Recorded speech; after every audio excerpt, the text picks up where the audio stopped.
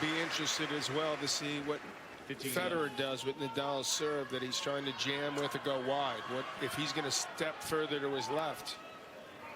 Almost all the times they played, he hasn't done that.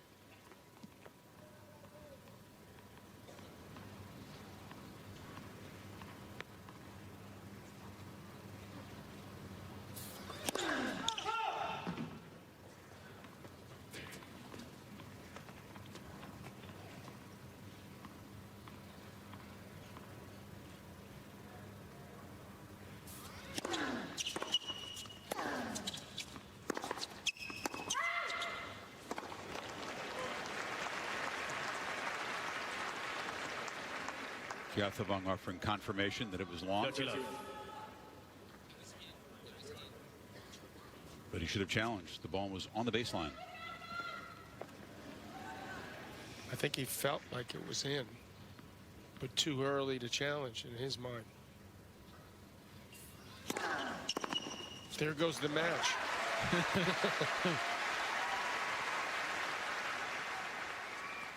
40-11.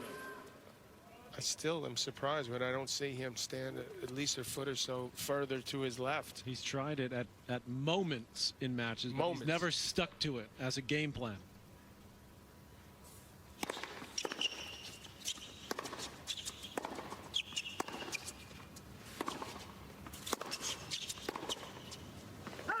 Rafa very sharp in the opening game. Federer less so. Holds it love. First game. Federer's serve has been effective in this tournament. Very effective. effective. You feel he has to have some of the patented minute-and-a-half holds of serve, a couple of set, because it's been a problem in recent matchups. He's had to fight to hold serve too often. Well, the conditions, as John talked about, have helped him on his serve during this tournament. But this is where he's going to absolutely have to rely on that, hitting his spots on his serve. He's going to use this wide serve a lot in the deuce court. Now we got to see where Nadal stands. Is he going to start closer up or further back? He's done more moving in matches than Roger has. Roger Federer to serve. As it cools off, it doesn't move through the air quite as quick. That should help Rafa.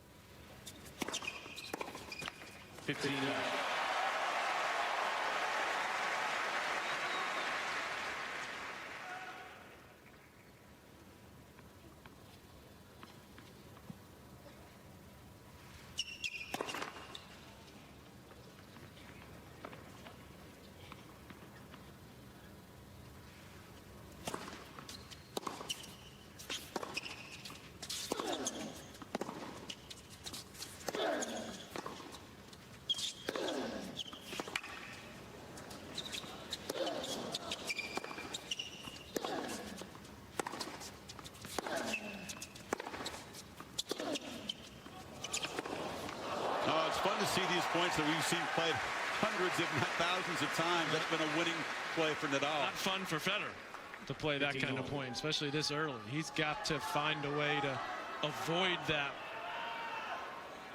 type of rally consistently, because that would spell trouble. Thank you.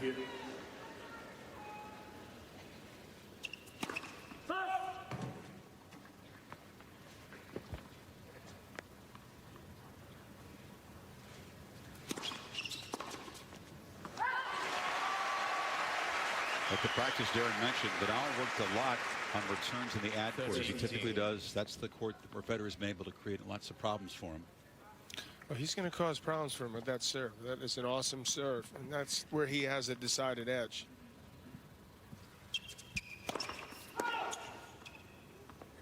Interesting that he's elected to go far back in the ad court as he is here, and closer to the baseline in the deuce court so far.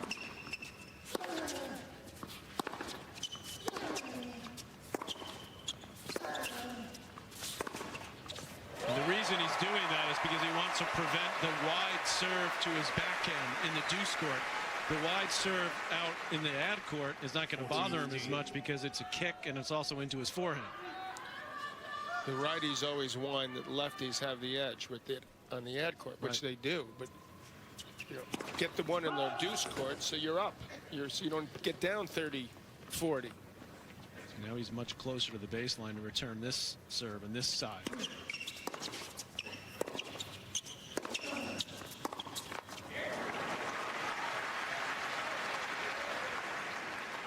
40-13.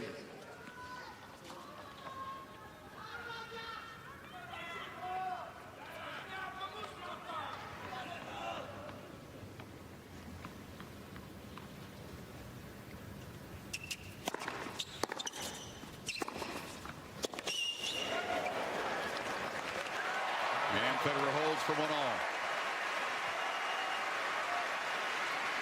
Darren, can you tell the crowd percentage pulling for Federer versus Rafa? Actually, no. When the two players came out on the entry into the court, it was actually 50-50. Big, loud roars for both players. And I've got to say, it's fairly evenly split. Nadal has a lot of people that like him here in Melbourne because of the way he competes. No question about it. Well, you know damn well they want 5 sets. Whoever, you know, so.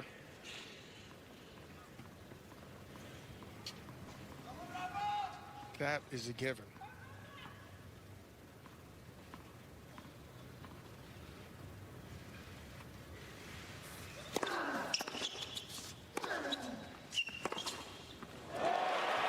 Should tell you, the odds makers have made 5 sets the most likely length of this match. That's pretty unusual.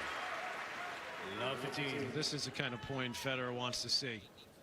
93-mile-per-hour forehand winner, and the forehand's starting to, it's early and it's heating up already. Did a couple of huge ones.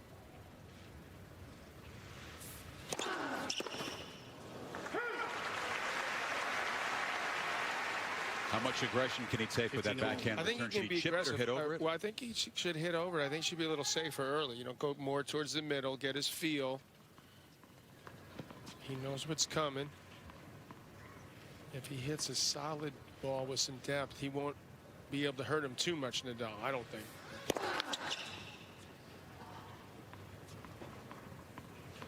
Nadal started to do more where he's kicked it out wide to the righty's forehand, so he needs to be on that.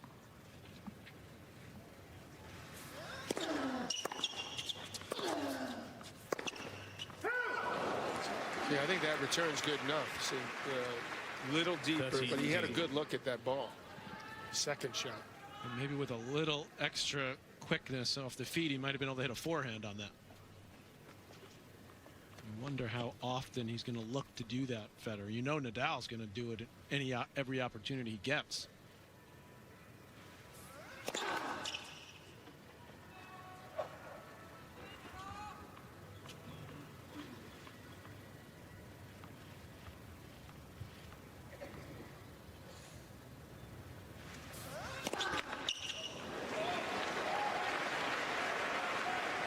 I still can't believe I'm watching these two guys in the finals of a slam. This is too good to be true.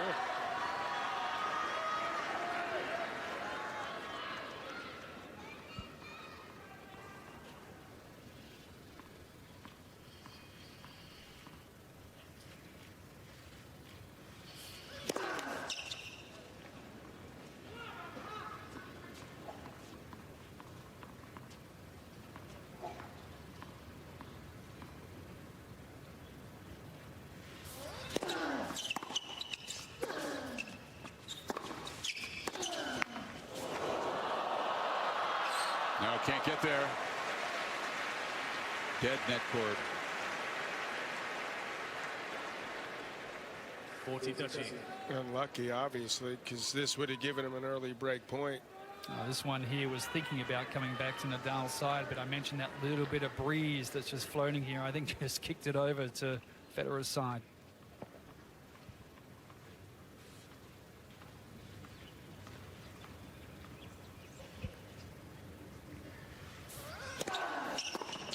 Game Nadal. On serve. Early stages of Melbourne.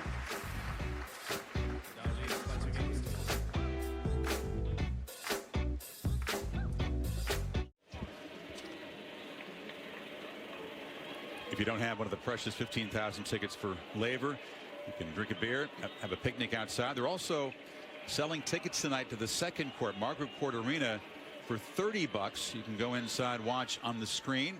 It's filling up gradually, and as an added perk, the winner will parade the trophy from here next door to that arena. Yeah, that's a stretch. It's the first time they've done that. We hope the last. Come on, John. Revenue streams. I mean, come on.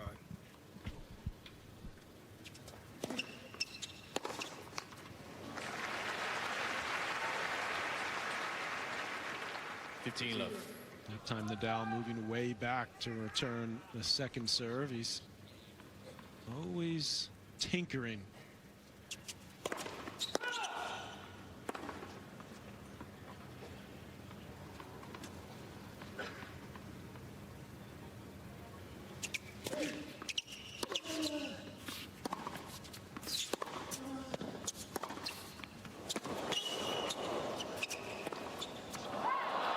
On the other end of the spectrum tonight, you've got these courtside seats that are new this year, patterned after the NBA front row, going for about 24 grand Australian tonight. So a piece? 20,000 a piece? A piece. You get a nice meal and some cocktails. Does that at least go to charity? It goes to their favorite charity.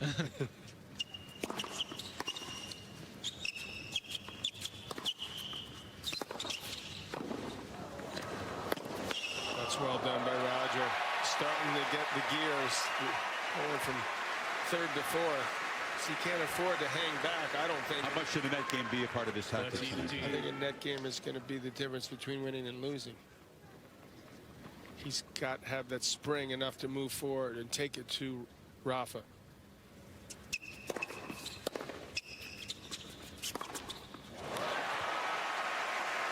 course, the problem is, how do you approach Nadal? Dimitrov in the semis, Patrick, had a pretty good percentage when he came to net, but it just becomes tough to stick to the tactics as the match wears on. Well, you have to. I mean, this is a combination he's looking for the most part. He's not looking to chip and charge and come in, but he's looking to take the ball early, be aggressive.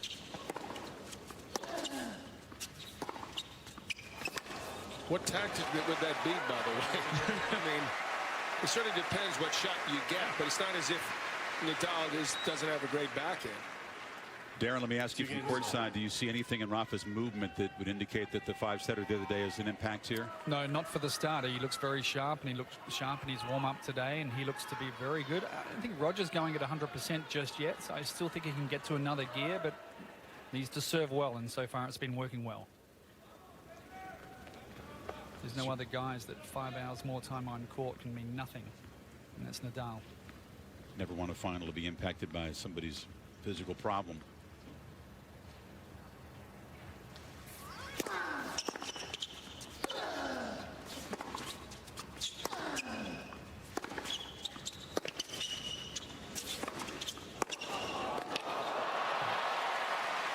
I would test him and just make him run if in doubt with balls like that early, especially. 15 love. I saw some stat, you probably have it, Chris, but he's something like Rafa, that is 8-0 after winning a five-setter in a major. I mean, some incredible. He's got a winning streak of it, yeah. That's pretty. That's good recovery powers. Pretty commendable.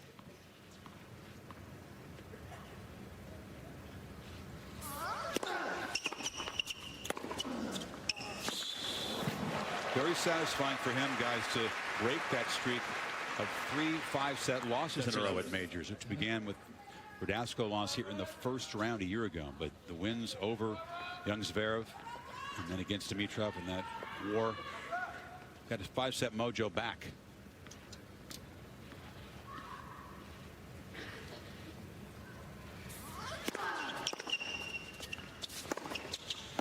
Maybe we can get Rafa and Patrick after the tournament to come back to New York with us and talk with Mello. You know, Carmelo next, because I think this year they're 0-10 back-to-backs. About digging deep. Well, you know, bouncing back quickly.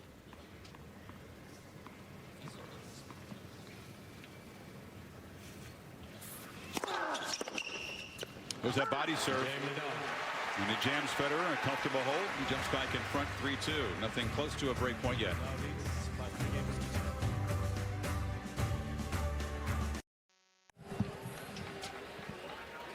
Darren talked about Rafa's movement. What do you guys see from Federer, who took that medical timeout before the 5th set against Wawrinka? Yeah, What he said was upper leg problem. I agree with Darren. I think he's not quite at top gear yet with his movement, not that explosive yet. But because the conditions are quick, it's, you know, he's only had 2 service games, but the serves look pretty good. You don't know if that is the groin. You don't know if it's nerves. You don't know if it's a combo. You don't know if it's because he didn't go hard in the warm-up. Time is going to soon tell. But right now, to me, watching him, because I've watched every match he's played, he doesn't seem to be moving as well as he did in the other matches.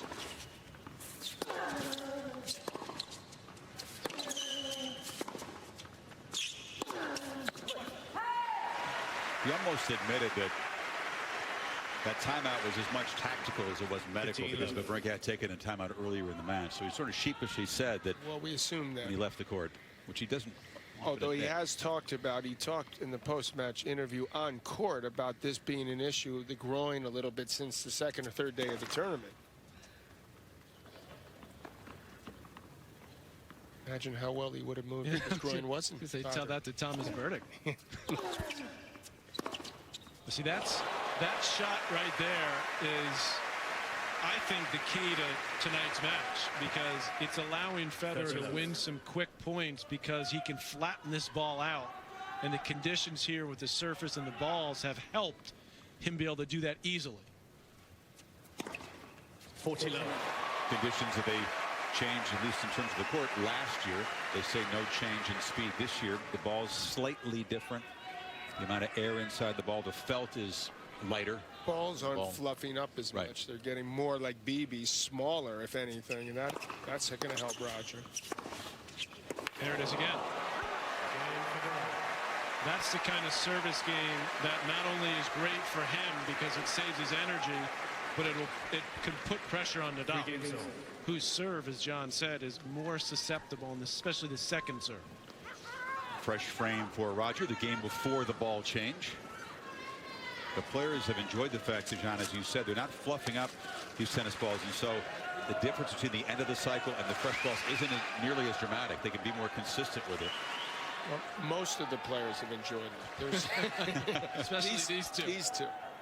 He does that when he's the game before, when he doesn't want to serve with the new racket. So if it times out that he's returning, he won't do this. Lord knows it wouldn't matter either way the way he plays. That one game.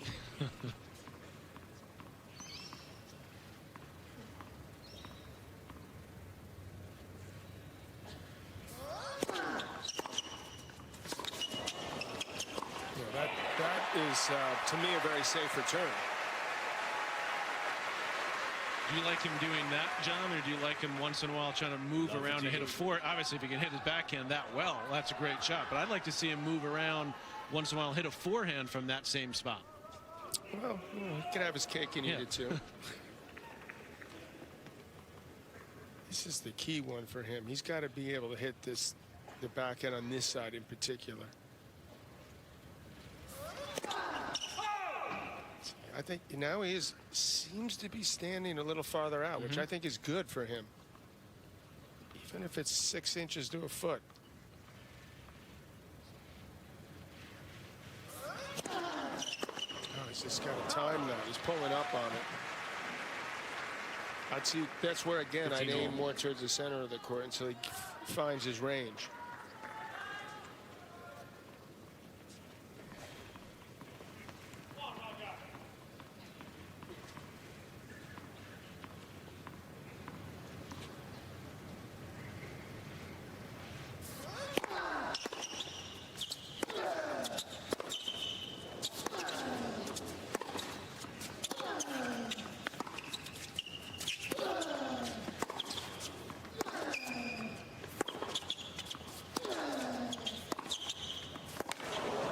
Very nicely done, stepping into that, and he needed flatter. That's where the court really helps him. Moves through, skids a little bit on Nadal. 15-13. You noticed the other day that Dimitrov was having a lot of success with that one-hander up the line.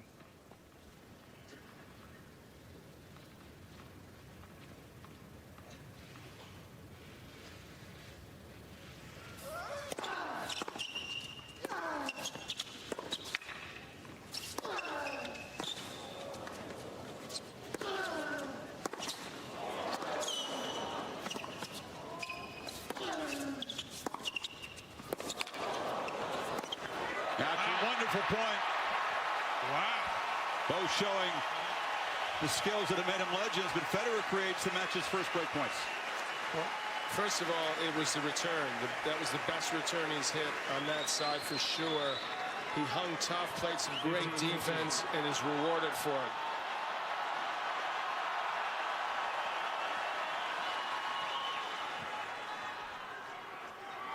Thank you.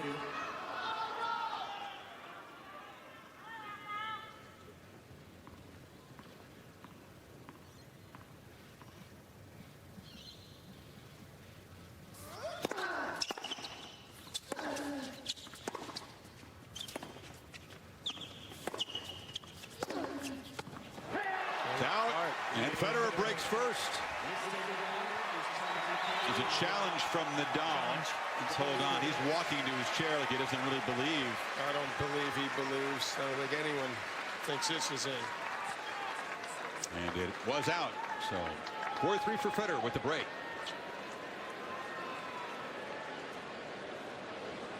Game Federer. Early break to Federer. And for Roger, in these head-to-heads, oftentimes it's been a nightmare converting break points. There was a French Open match, John, 1 for 17. Remember that? It was a 1 for 13 break point conversion against Nadal. It was here in Australia. He grabs the first one that he sees. Well, he picked it up. First of all, his movement was better. He hit his backhand better on that ad court. So a lot of good signs for Roger. Now he gets to serve with new balls after routine last service game. In fact, the last two, he's won 7 consecutive points, serving so far at 63%. And he's winning those kinds of points, which is what he needs. 15-11. Meanwhile, Nadal sort of searching for his return position. He's not quite sure where he wants to be. I know he worked hard and he had a tough practice, but I think there's a little signs, you know, especially when he's trying to go back behind and deal with those shots that Roger's throwing at him, that he doesn't quite have it all back yet to me. Physically, you mean, the spring? Physically, the spring, I don't see that. Talked about the need for quick, efficient Federer-like holds, which he can do in a minute and a half, 2 minutes or faster. And we've seen him so often stretch the lead just like this. This is service game number 2,147 that he's won in 1 less than a minute, 10 seconds or less. 5-3. Federer leads by 5 games to 3.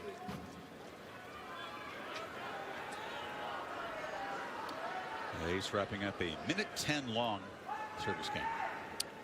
We have the clock on everything. We've seen this before. You get a little look over from Nadal. Take an extra look at that mark. 2 aces. He has not lost a point, Federer, when he's gotten the first serve in play. 11 for 11.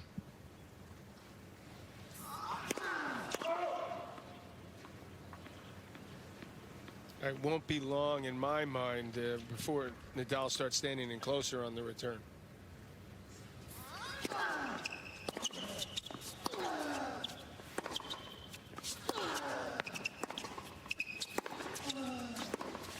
Oh. Right now he's trying to buy himself a little time because I think he is a little sluggish. Why wouldn't he be? I mean, 5 hours. 15. That was one of the most physical matches I've seen ever. I reminded him that he'd done the same thing in 2009, and he said, yeah, but that was 7, 8 years ago. Exactly.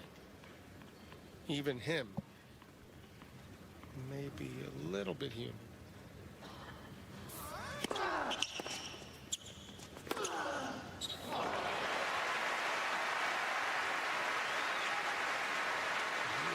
You'll see him change gears, become more aggressive, stand closer on the return, go bigger on his shots.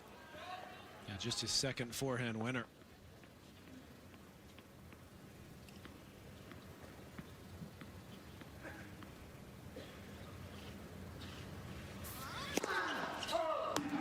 He's not going to win as many free points on his serve. Federer stepped around on the first point of this game to take a forehand. Let's see if he does it again. Nope. 13-15. Nadal got him.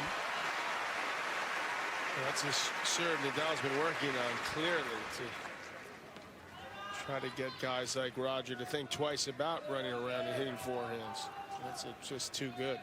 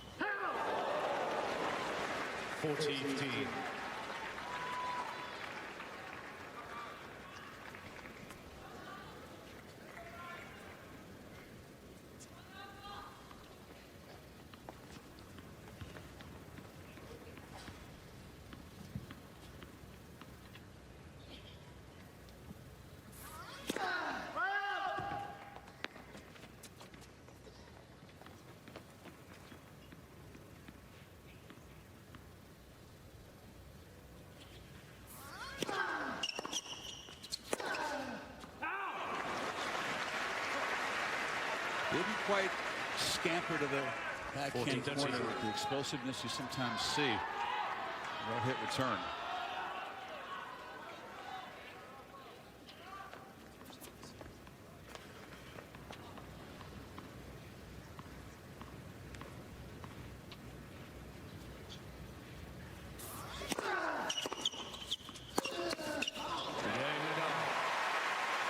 Vamos from Nadal, who holds. Federer will serve for the first set of this final.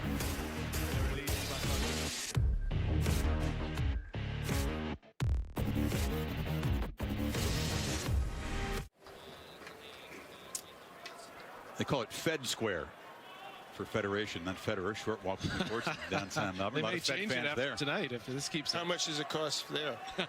I believe, John, A beer? That's a is free bid. free. Free beer.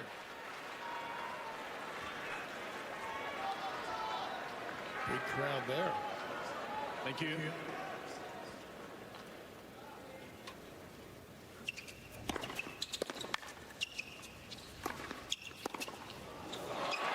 Importance of this game and this set and the 11 wins that Federer has over Nadal. 9 of the 11 came after winning the first set. Put it another way, he has not beaten Nadal anywhere after losing the first set in 10 years. Big game. 15. Suffice to say, yes. How many times has he lost to him after winning the first set? A couple more. We'll have the answer to that. It happened most recently in Cincinnati.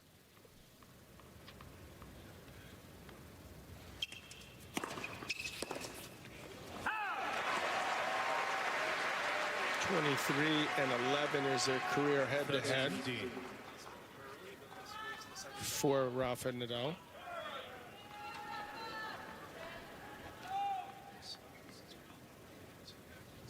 Good serving from Roger. The great majority of the set. Great serve.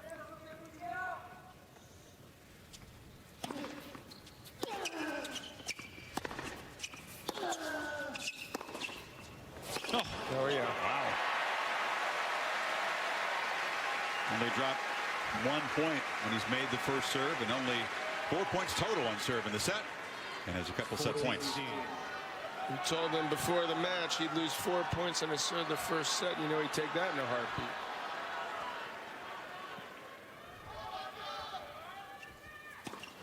Game.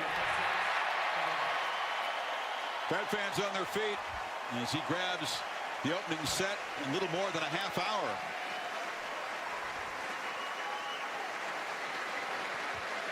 By 6 games to 4.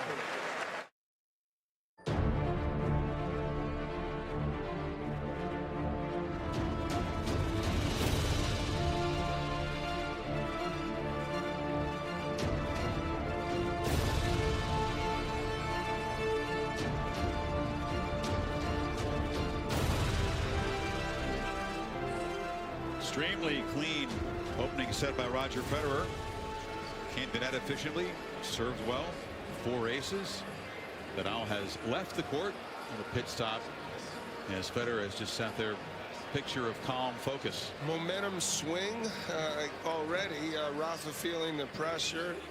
We know he sweats a lot, but clearly part of it was due to the fact that this guy, the great Roger Federer, was able to pick his game up, his energy up, his movement improved, take it to Nadal. The court, as we talked about, did help him, certainly helped him win a lot of free points on the serve. And now he's like, where's that guy? I want a piece of him. Oh, here he is. He's back. Pretty strong trend for the first set winner. Nadal's had more success turning it around after losing the first set than Federer has. I mean, you could not have drawn up an opening set any better for Roger Federer. I mean, the serving we talked about, but also what I liked that he did was the tempo of the rallies was in his favor. There was a couple grinding points, one of which he won, that helped him set up the break. I even like the fact that he took some chances on the second serve, missed some returns on the second serve return, because that's playing into the style and the tempo that he wants and not allowing Nadal to get into those grinding, punishing type rallies. One of the questions that have to be in his mind is that against this one guy, sometimes even Federer's A game or A+ game hasn't been good enough over best of 5 sets. I think his A or A+ game will win him this match on this court. Even against someone and that he's had so much difficulty against career-wise, head-to-head-wise, matchup-wise. The ferocious competitor, obviously, Nadal. Let's see what he comes up with.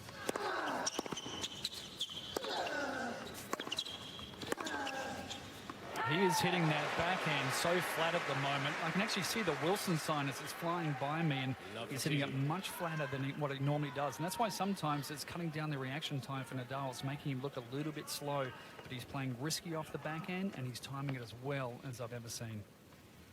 I think he noticed in the semis what Dimitrov was doing to him with that backhand, that flatter one up the line, and he's hurting Nadal.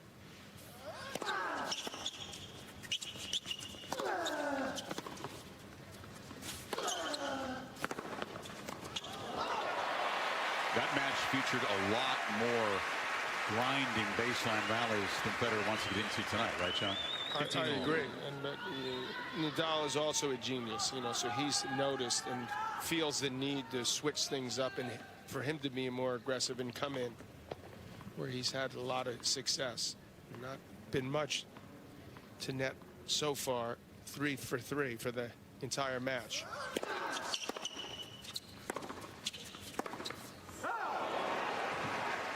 I expect that will change.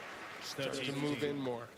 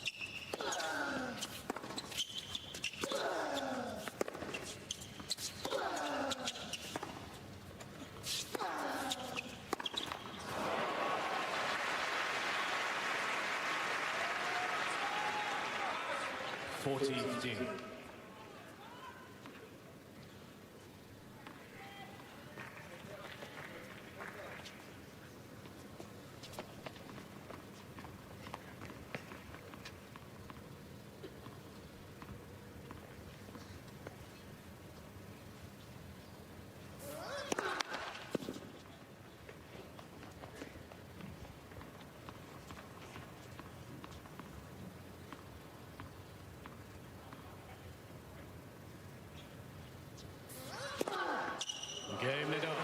Caught Federer leading the wrong way. Holds open the second set. Let's go inside the point, guys.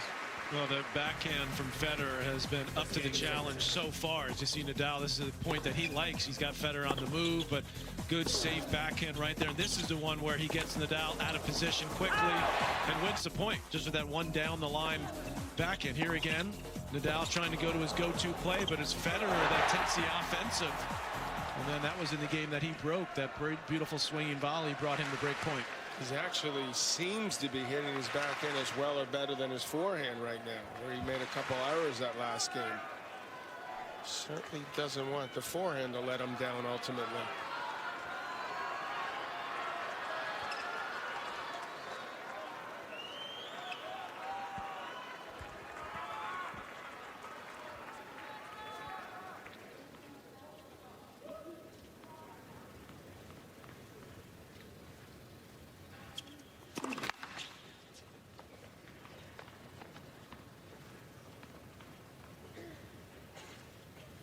Nadal then much closer, and you notice he's making a real attempt to slow things down. He took the break, he left the court, he's kept Roger waiting there another 15-20 seconds, gets a double, alters his service position, all expected.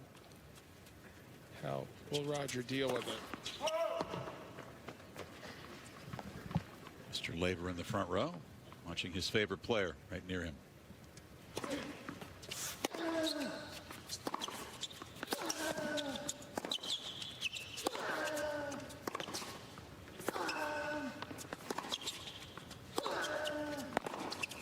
That's more running than Roger wants to do. And that deep position produced a big looping deep return. Well, you got to hand it to Nadal to solve problems quickly, because he's making a real effort to stand in closer now, which seems like a very sensible idea.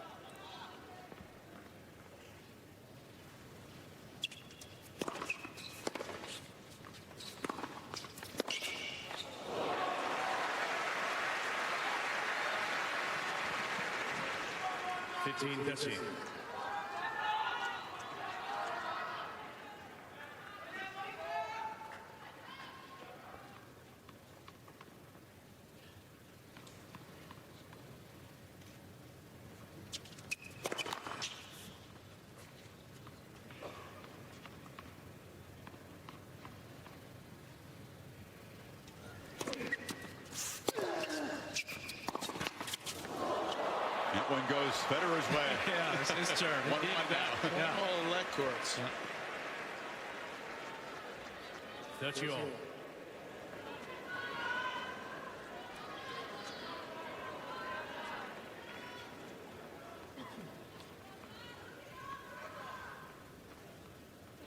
How's Mirka going to handle this if it goes 5?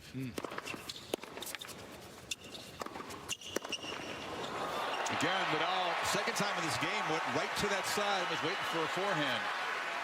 Well, the problem with hitting that inside-out forehand is that you can't get back to cover the line if a guy guesses right.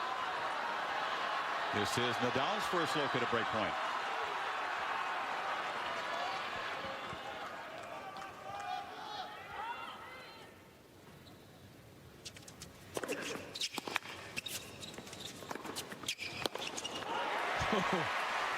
Went back to the forehand again. Juice.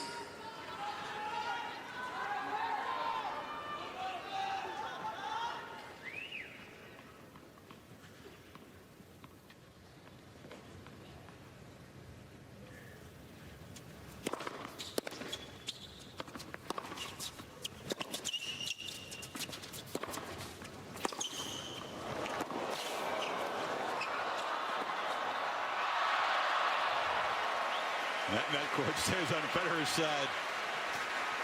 You enjoyed this, guys? Just a touch. Advantage for Nadal.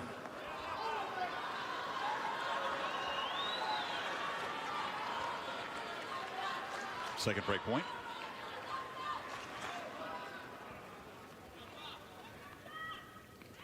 We got another 3 hours to go. All right. Hope so.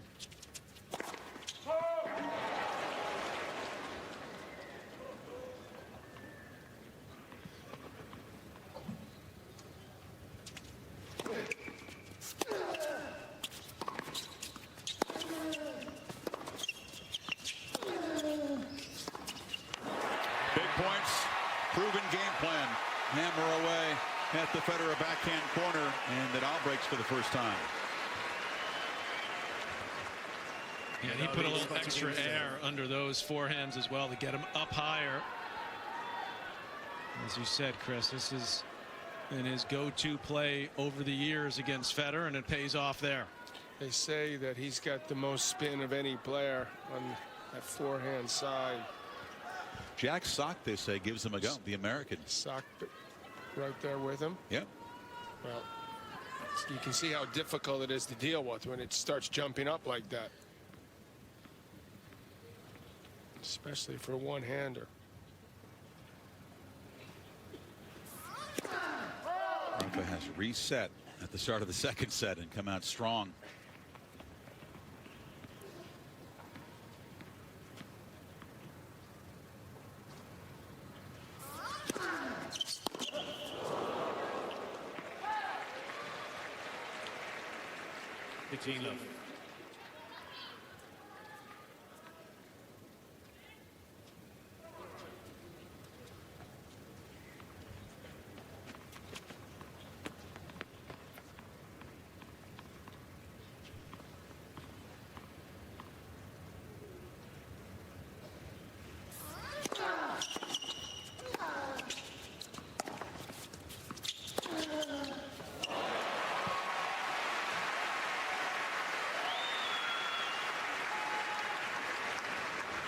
Love. Both forehands, all-time great shots. It's Nadal starting to hit it with more authority, finding himself here.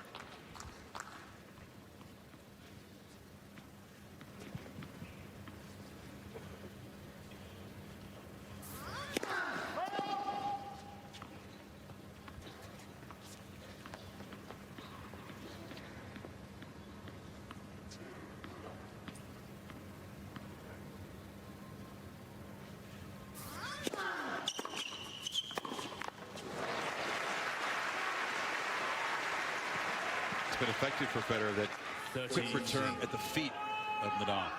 Take time away.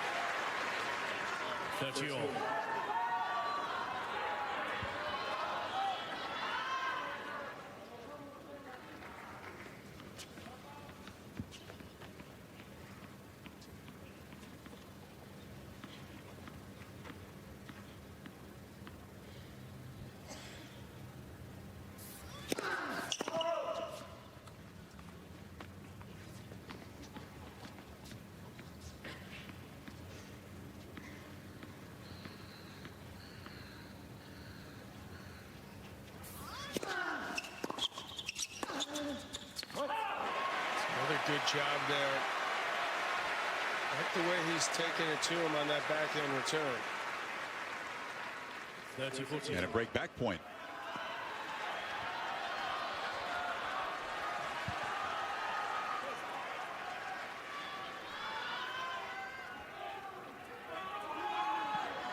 Be ready to hit the same shot again.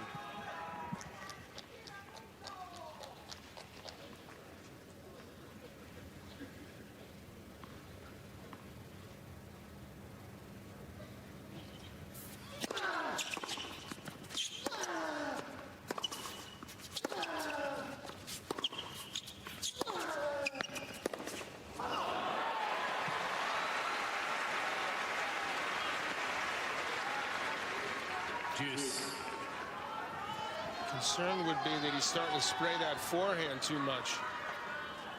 And Nadal's going there quite a bit, especially with his inside out forehand. She worked on a lot on the practice court earlier today.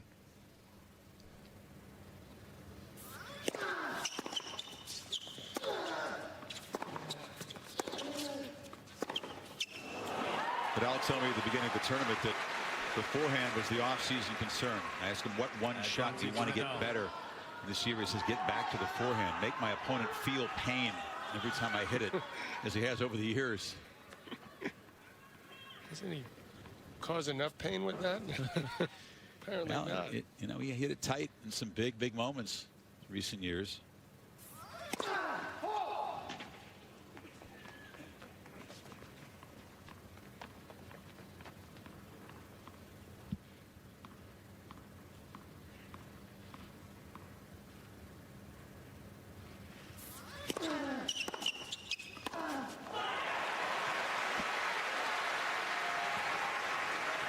That's the backhand that he was hitting in the first set. It's a risky play and there's no spin on it whatsoever, but it's just not giving Rafa the time to react, and it's skipping through the surface. That's nearly underslice, underspin that he's playing that backhand with. Is that really going across the net so you can read the logo? It's that see flat? the black logo clearly as it goes past. There is no spin on that ball whatsoever.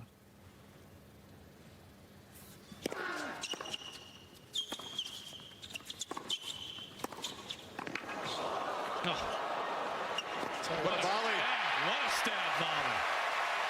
It does not get any better than that at net.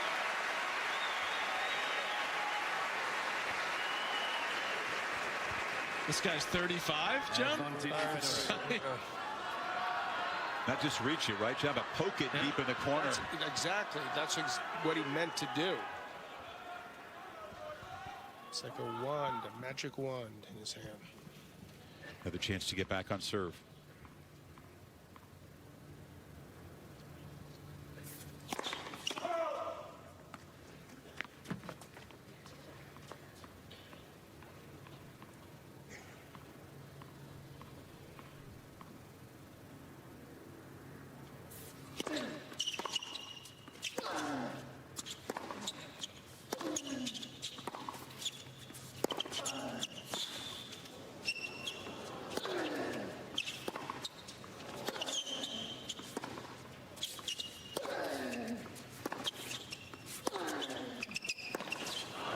That's a nicely saved break point by Nadal.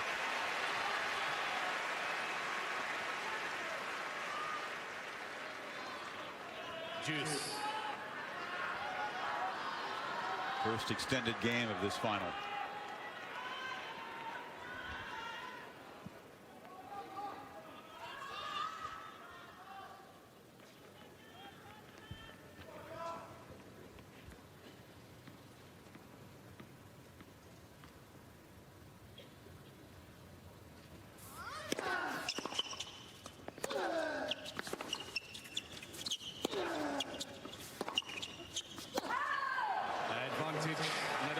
The chances you think this game proves to be crucial to the set, Patrick?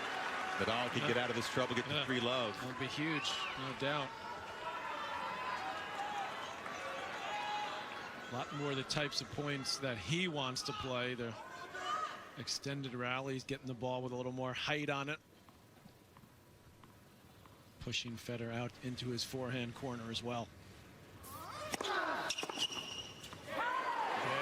And Nadal, not many big first serves in that game, but manages to stretch the lead to 3 love, fights up a couple break points.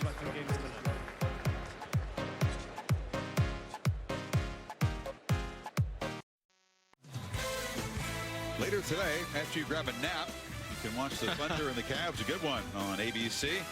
LeBron and Russell Westbrook. Coverage tips off with NBA Countdown at 3 Eastern. Then Cavs Thunder half hour later on ABC. Also on the Watch ESPN app.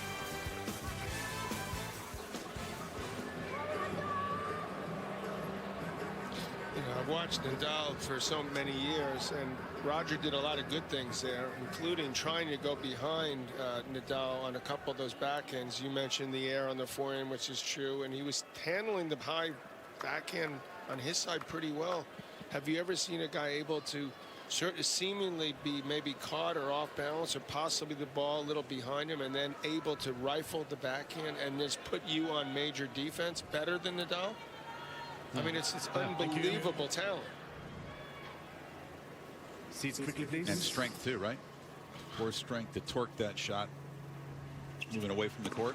It's That one right there. Yeah. I didn't think it was possible when I first started watching him, when he played the French at like 15, 16. I'm like, nah, you can't do that consistently. He wasn't quite that young. He was 18 when he first showed up. Was he? I thought he was Monte Carlo, he played 12. at 16. He was amazing, but not that amazing. Remember, he won it the first time. It's pretty amazing. Well, as you said, John, the forehand's really spraying now from Federer. He's missed a ton in this set. He's got 8 unforced and only 2 winners. Now it's 9 total forehand errors. That is really letting him down in this set. Oh, that drops in. And Rafa is rolling. 3 chances to go up double break. And his superb adjustments tactically Love 14. and intensity-wise. And again, why should we be surprised? Thanks.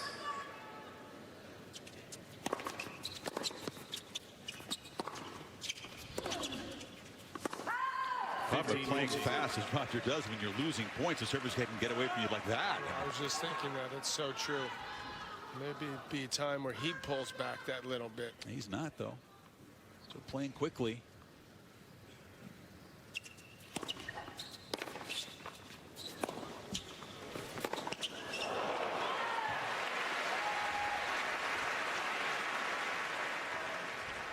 (30-14).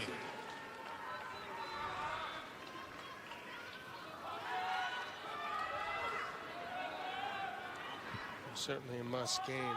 If he has any hope of coming back in this set. Forehand misfires again. And Nadal in 24 minutes has sprinted to a 4-love lead in the second. Nadal leads by 4 games What to do you none. do when your bread and butter is toast? It's just gotten black. You know, you kept it in the toaster too long. Bread and butter with Vegemite on it, which is not a good taste. I like it down here. Hey, come on. Yeah, killer. It's a bit rough. It's true. And that at work made us think about it with their song. You know, like, what is that?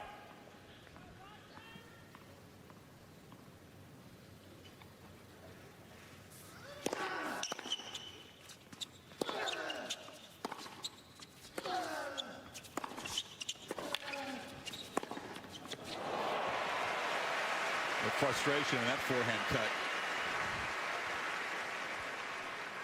Mickey Singh, a researcher, passed along a note that surprised me. You know, Nadal has not won a slam final away from Roland Garros after losing the first set. Actually 0-5. All slams besides Paris. We wish you a good night. We have a lot of slam to choose from with these guys.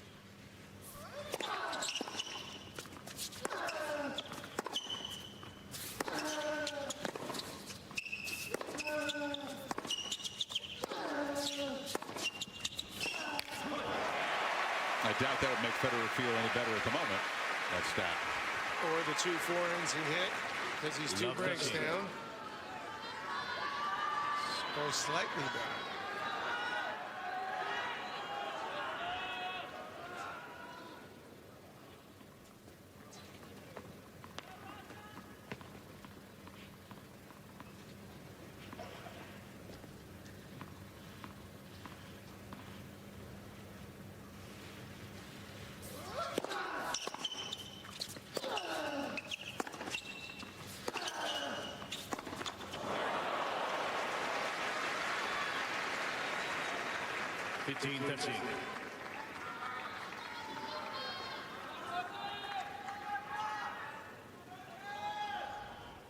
Not that hot out, but clearly quite humid as both guys are lathered up.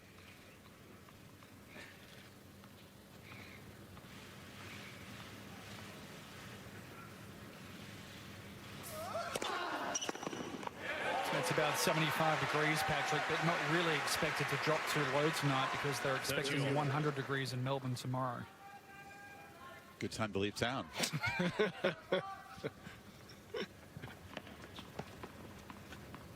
And no breeze out there, Darren. Very calm. Not really to speak of.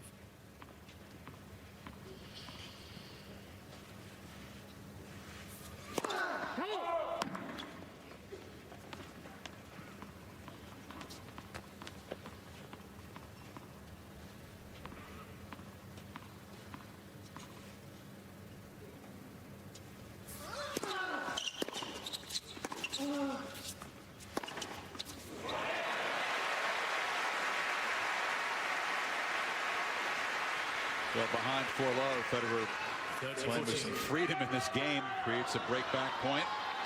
Get one of them back. I feel good and bad because he's frustrated that he let it slip this far away, and then he's hit 3 forehand winners this game.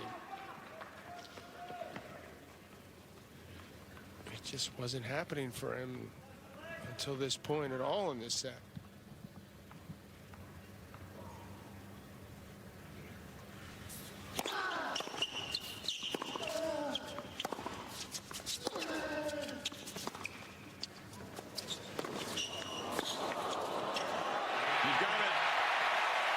Federer on the board in the second gets one of the breaks back for 1.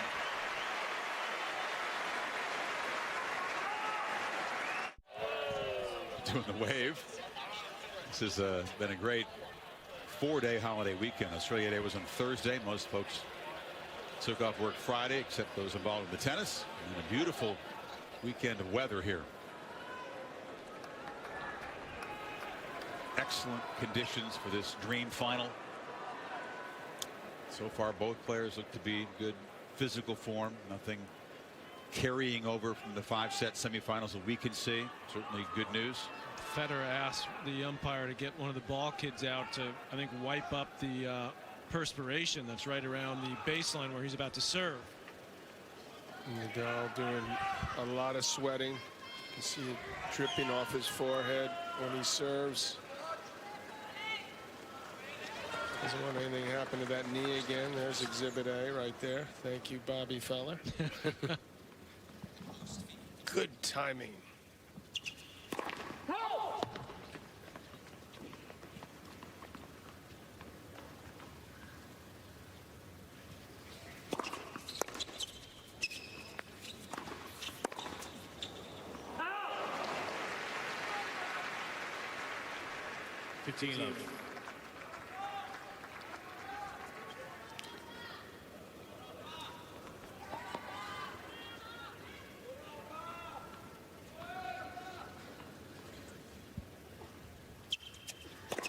Let's for service.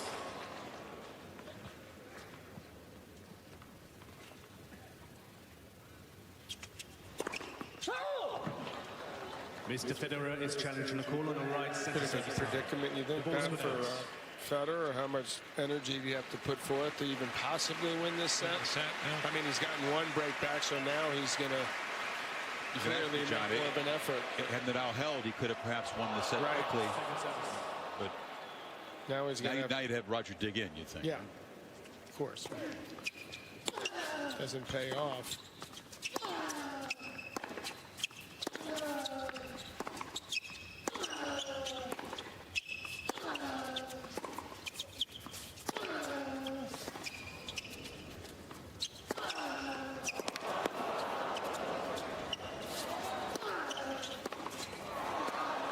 Beautiful timing on that backhand.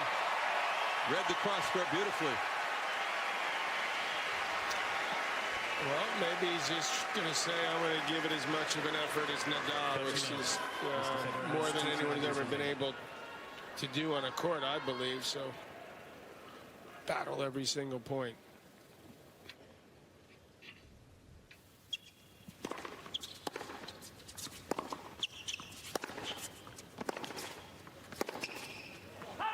Showing off some pretty darn good movement his last couple of points. 40 love.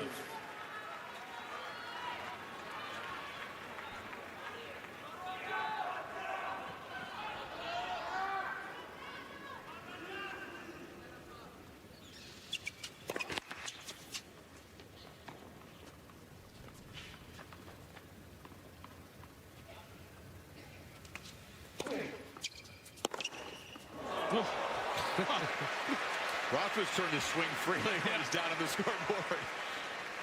That was massive.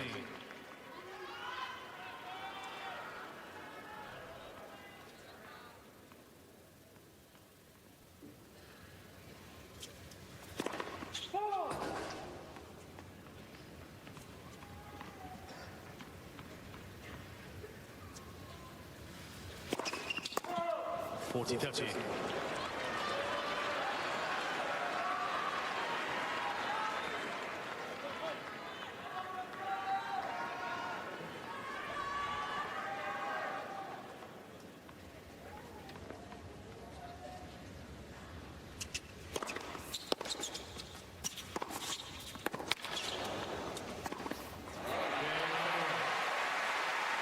4-2.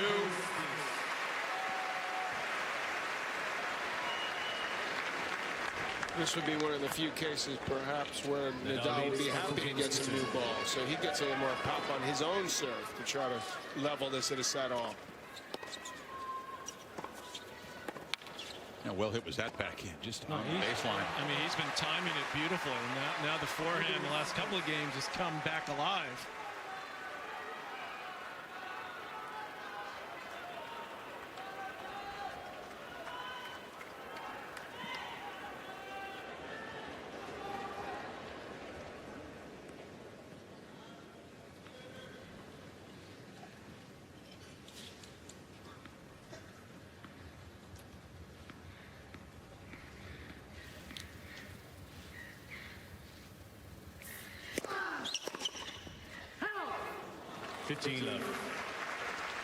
That's what caused that miss. Caught a little late. Ball got on him a little quicker than it would have had they had those balls that were 9 games old.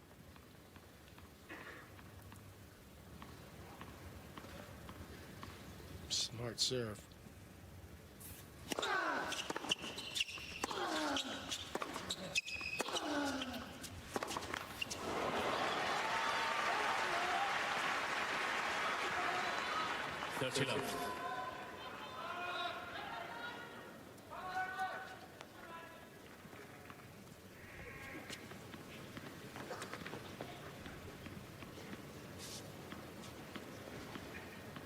Get the cleanup crew ready.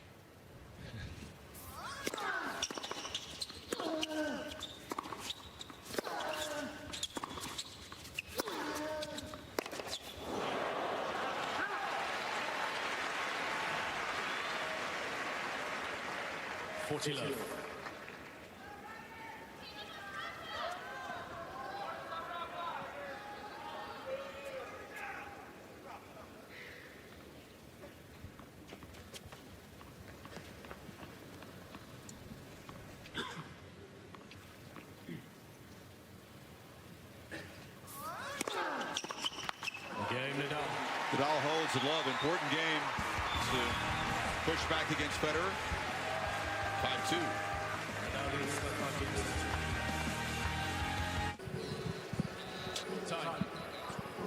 Nadal regrouping well after losing the first set. 6-4. Came out with intent. Got the break right away. Went up double break. And now Federer serve at 2-5. How is Rafa beefed up the forehand from set 1 to set 2, guys? Look at the height of the bounce, how it's increased. Well, I mean, that's so smart because look how much higher it's getting up in the second set. The average 10 inches higher, and that's it's like shoulder height. That's amazing. I mean, it also feels like, guys, he's made every return both off the first and second serve in this set. What are the stats showing? Well, that first game that Roger got broken, Darren, he missed a lot of first serves, and he struggled on his second serve points in this set especially. He's won just 3 of 8. Yeah, no free points in this set. You're right, very few unreturned. Well, he made that adjustment where he started to move closer. Some of that trajectory, you know, I know these balls stay fairly small, but they get somewhat beat up, so it's a little bit easier. You get a little more time to whack that forehand. It's not moving through the court maybe quite as quickly. I don't think any of us doubt it was a concerted effort, though, although it was, to me, Federer's forehand that broke down, that caused the biggest problem.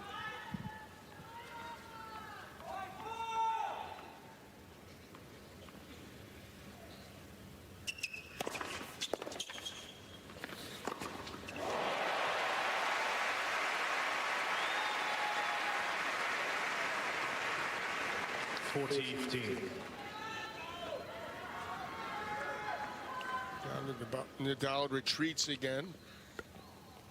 Backs off. Somewhat surprisingly.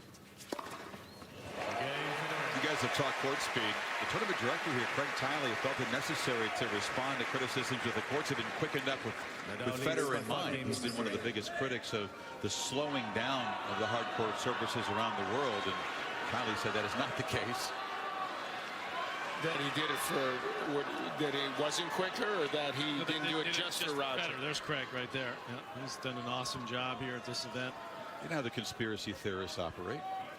I was surprised that he felt it necessary to respond to that, actually. He should have said, yeah, I did do it. Okay. You got a problem with that? If you guys might.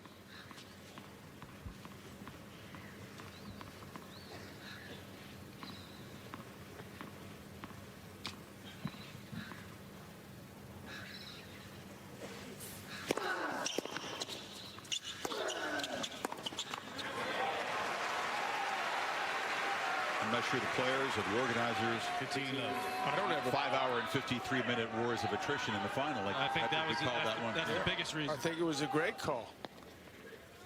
You've got Nadal in the final, and you've got Federer in the final. Two totally different styles of play.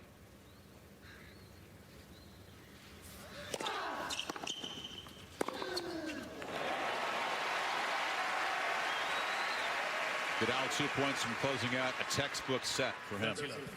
And going right to the well. These first 2 points, serve to the backhand. To me, Roger moves too much to the side on that return. He doesn't angle it and cut it off. We'll get a little weight forward. Did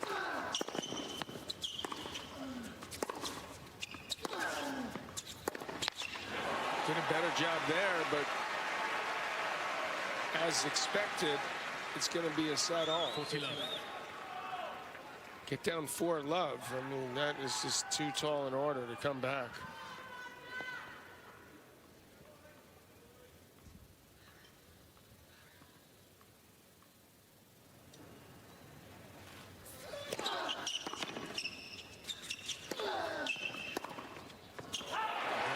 Too strong. Holds the serve by Nadal to finish off the set. Rafa responds. 1 set apiece in the Australian Open Championship.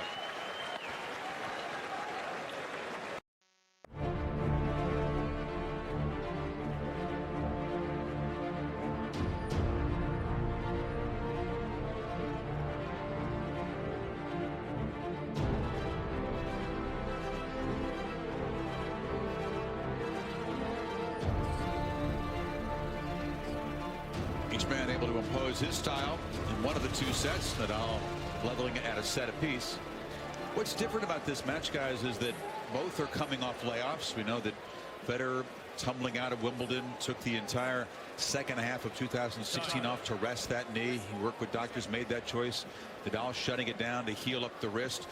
Perhaps wear and tear has been a major theme at this event. The 2 guys that dominated last year, Djokovic and Murray, both out before the quarterfinals, and the 2 guys who had the layoffs, all the questions coming in, all the rust supposedly, they're here in the final.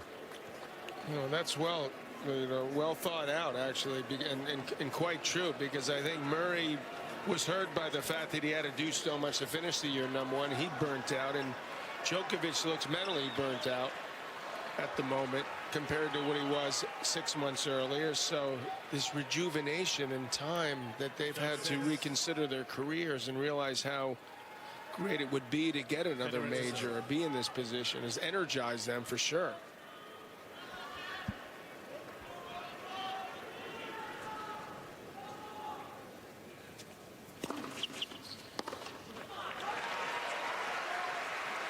Darren talked about Nadal's improved returning from the first to second set.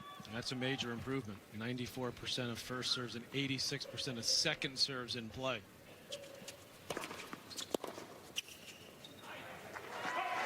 It's interesting too when you look at the way they train and their regimens. And, you know, Federer even put out a video of himself training with Luca Pouille, who's a French player that beat Nadal last year's U.S. Open. He brings in players to train. He does a lot of fitness and agility work while he's playing tennis. He does quick bursts.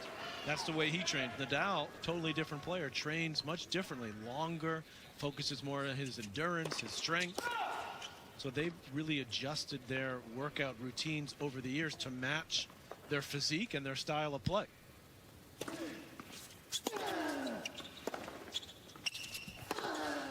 Well, one thing among the other things that we've already talked about with Carlos Moya is that they're trying to emphasize a little bit less time on court. Exactly. When they get to a tournament, exactly. That applies on off days and before a match. Rafa used to go to the gym, then you grind away for an hour or so before heading out to play. Moya has changed that a bit.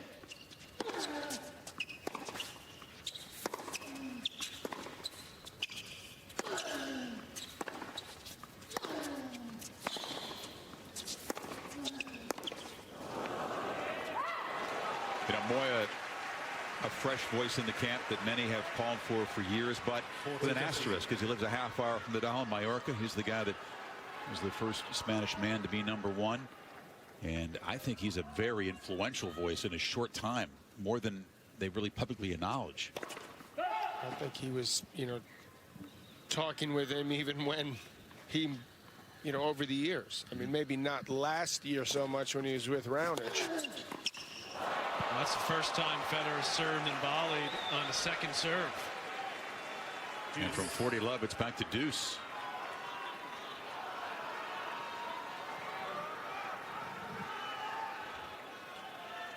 He's missed 3 straight first serves since building that lead. Interesting. Nadal had all the success moving closer in the second set. Now he's moving back again. This is danger time for Federer. Looked like a comfortable hold to begin the set. 40 love. Nadal didn't hit any of those 3 returns in the court. Now he's at break point.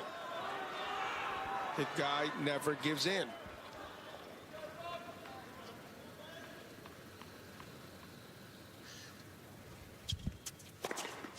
Deuce.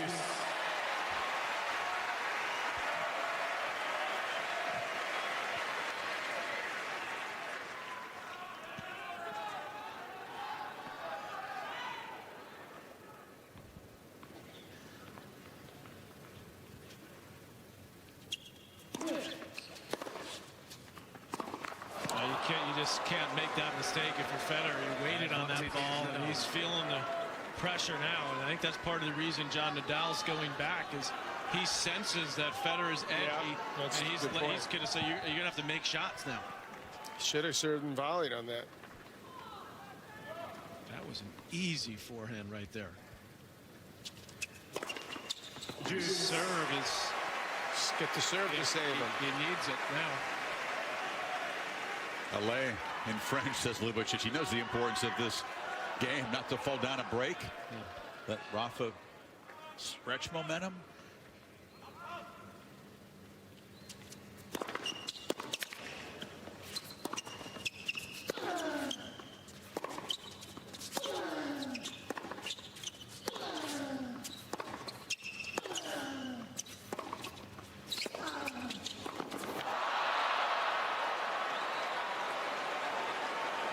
He's missed 3 or 4 very makeable shots in this game already.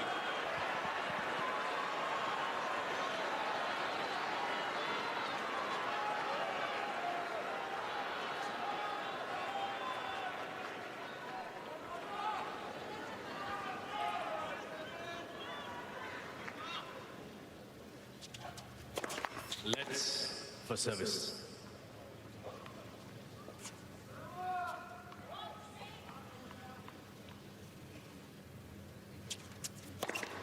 Juice. Again, 3 of those out there. Same spot.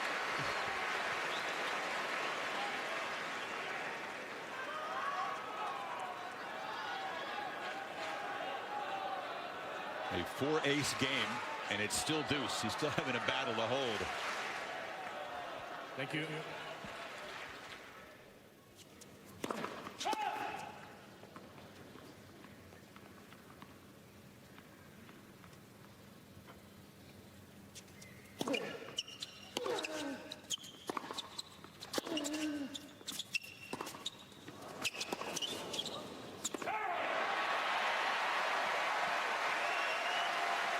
returned the favor. Hit the backhand, got up high on Rafa. Yeah. The fact that he was willing to do that was extremely smart at that moment, because he couldn't go for a bigger shot there. So he bided his time, and he was lucky that he got the error there.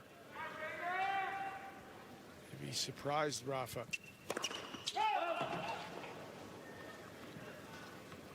Nadal way back again. He wants to turn this into a little more.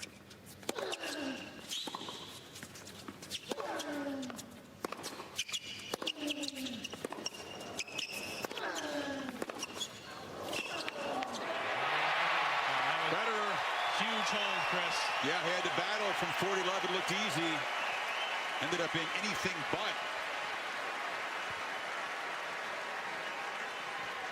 If you couldn't quite make it at 3:30 a.m., but it's 5 o'clock and you're just getting up, we'll recap what happened. It was Federer who came out flying in the first set, got the break mid-set, and won it 6-4. Throughout this match, he's done a real good job attacking off that backhand side, and the serve was really working early. In the second set, Nadal got the quick break, eventually went up 4 love, and ran it out. Yeah, well, Roger made a lot of mistakes off that forehand wing. That cost him. He did get 1 break back.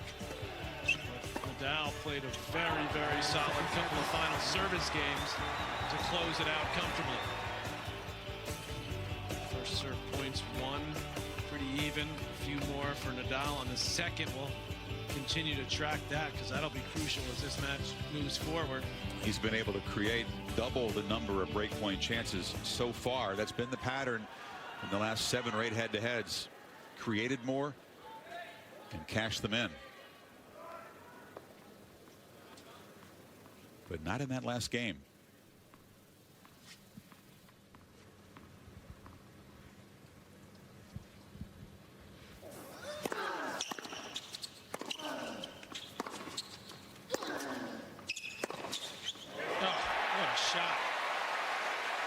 What were you saying, John, earlier about cutting the court off a little bit? Taking it earlier? Look what Federer does on this one. Yeah, I think that that is using the angles extremely well, and that is very important. Essential for him to win this match. Inside the baseline. But he can do it. He's got to be really explosive with his feet and his legs, as he was there.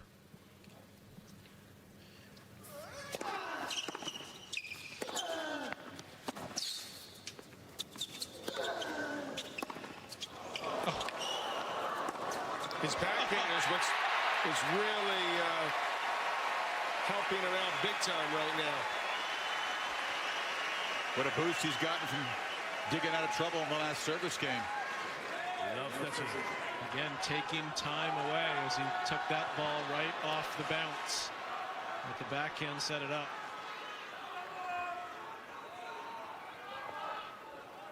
Thank you.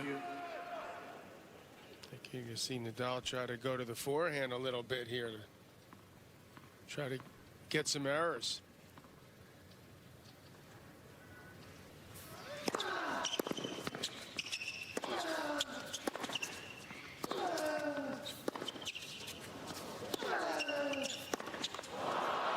It takes that. 15-30. Too much of an angle there. He attempted.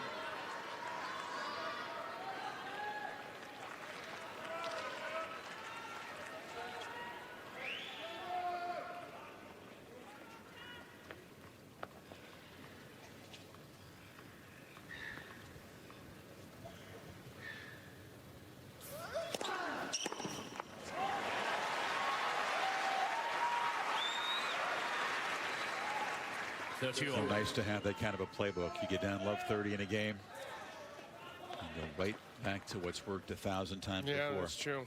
Actually, its spinning serve was 169 Ks, which is 105 miles per hour. But a lot of work on it and placed perfectly.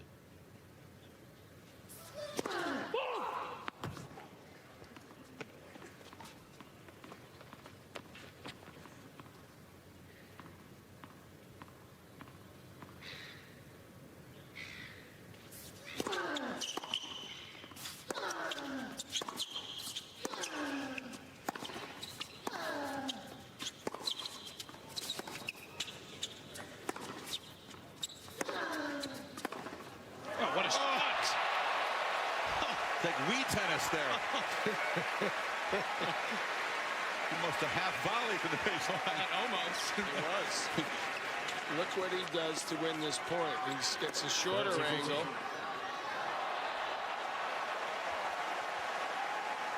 Don't try that at home if you wanted to go in the court. Maybe in Wii tennis you could try it. Not out here. Break point.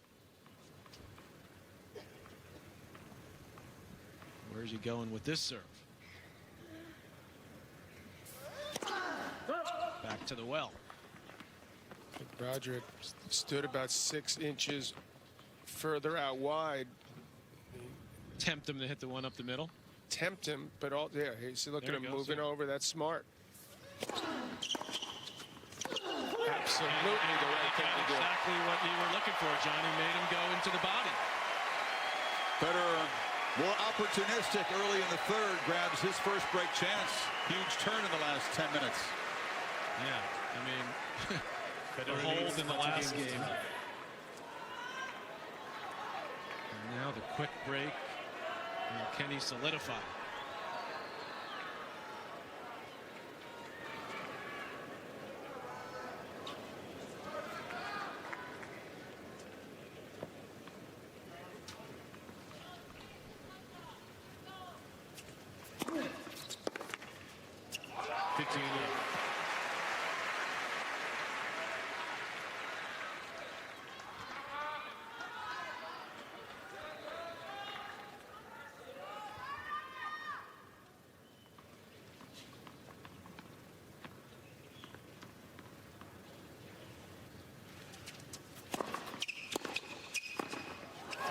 I understand it to a degree, but based on some of what you were saying about a couple games ago, Patrick, he was dominating. He'd broken twice in the second set. Why all of a sudden you pull back? Yeah.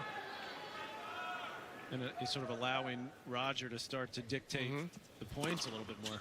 49. And serve like that. It's easier to find angles when the guy's farther back. This was exactly the game Federer was looking for here, if he can close it out. Quick hold. That's quick. Exactly what happened in the opening set after he got the break. Federer 3-love.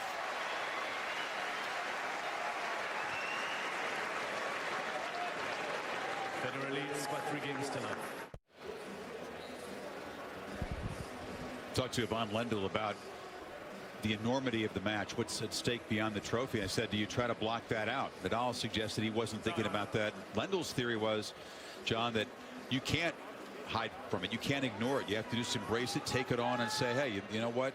There is a lot at stake in this match. Whether it's the greatest of all time conversation, your legacy, how the head-to-head against your main rival is viewed. Why are you forcing me to agree with Yvonne Lendl? I don't know if you do. I do. I hear him. First time ever. There's a time for everything. He's absolutely right. Because that would add, you would think, pressure if you thought about all that stuff. It also adds more excitement, and you feel like there's more upside. If someone may call you Nadal, you win this the greatest of all time, or even more people. Unless look, I mean, Federer wins it. He's up 4 on Nadal, 18-14. If not, it's 2 with the French Open looming. Exactly.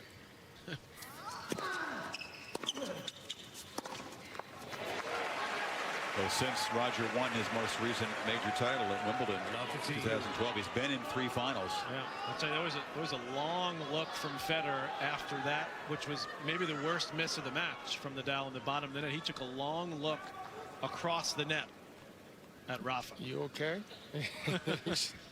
Maybe you're getting a little tired. What do you think was in the look? Just wanted to assess? Just assess what's going on over there. Yeah.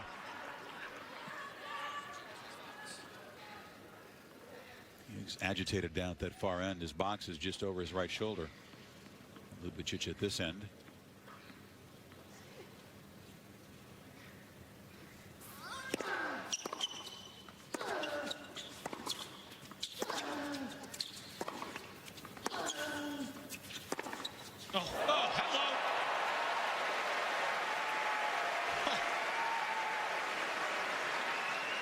You wouldn't have thought that ultimately, if he were to win this, it'd be his backhand to do the trick. This was Especially outrageous. when we've Yeah. talked about the height of Right. Nadal's forehand and how devastating that is.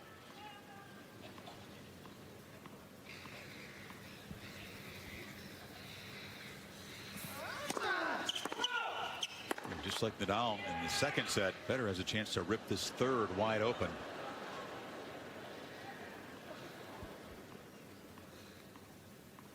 And win it without spending that much energy.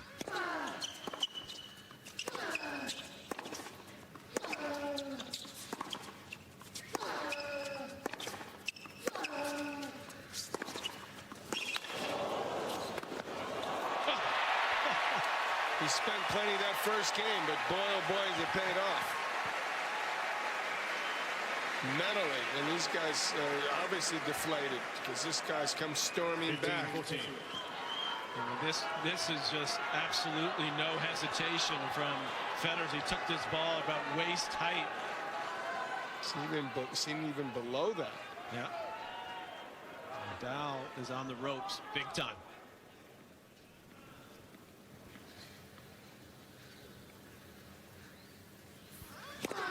Let's for service.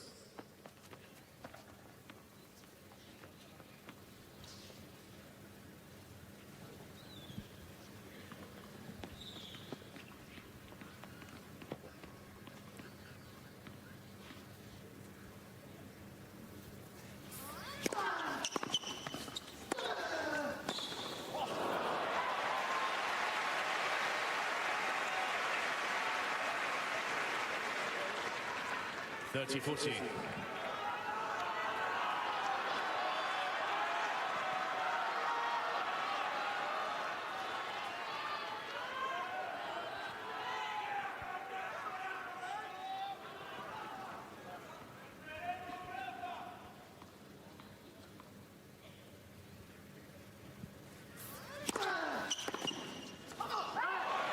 Break point saved.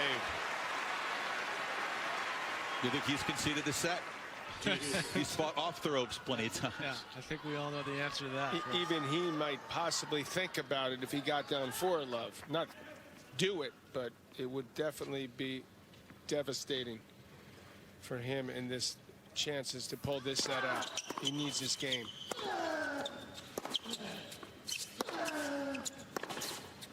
That's it. Good.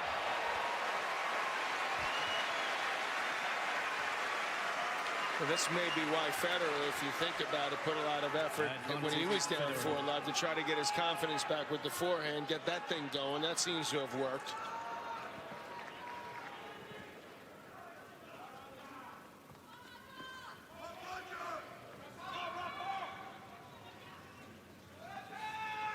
Thank you.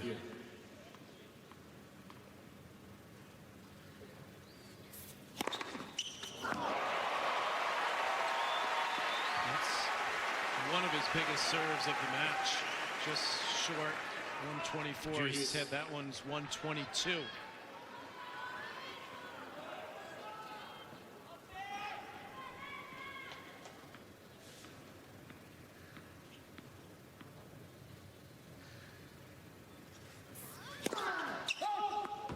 You wouldn't say that Nadal served poorly in this match, would you? No. Just been the quality of the returns. But Federer already to have 3 breaks of serve against Nadal. That's a big number given the recent head-to-heads. And Chris, we know that Roger loves the game and is a student of the game. And I think he's gone to school on that Dimitrov match. He's seen Grigor attack the backhand and hang with Rafa, and he's figured if Grigor can do it, why can't I? And that's why we see him very rarely using the slice. You know, Fed fans thought that would help Nadal, that he had seen Dimitrov's game the round before Roger, because there are so many similarities.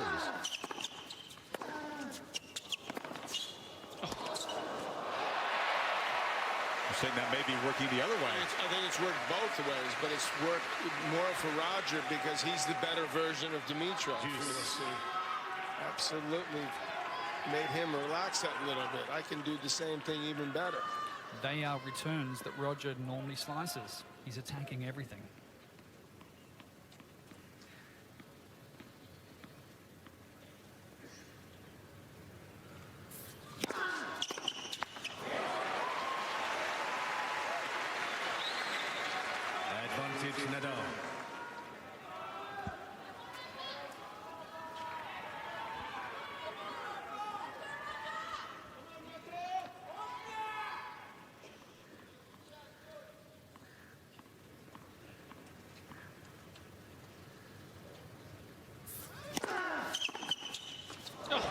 Another one.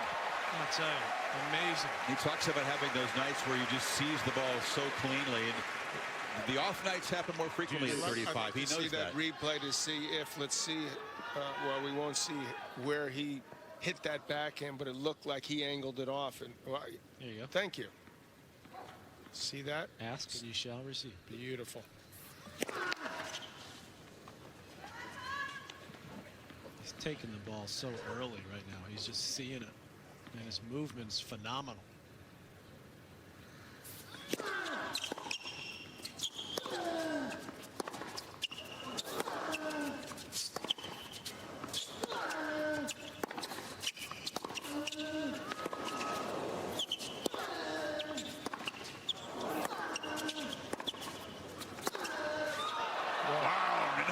Response. That is, it's his best backhand tonight. It's the best backhand ever.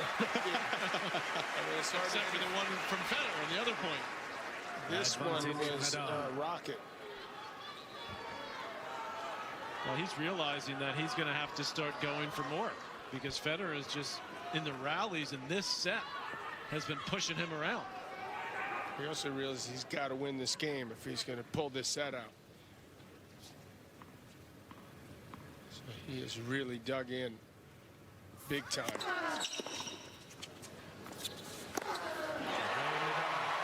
He does hold. Tries to get himself pumped up. Federer up 3-1. Federer leads by 3 games to 1. Only once has Federer been able to beat Nadal from the position of 1 set all in a major final. That you have to go way back to Wimbledon 07. And he did that.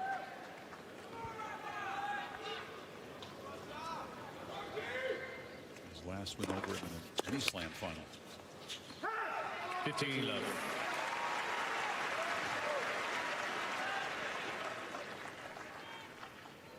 He's having his, I think, certainly his best serving set. First was pretty darn good, but this one, he's really serving well.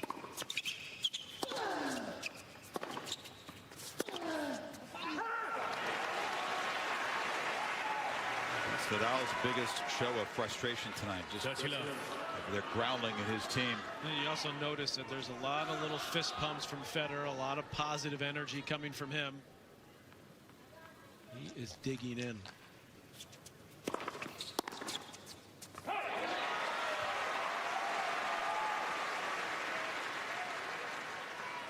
love.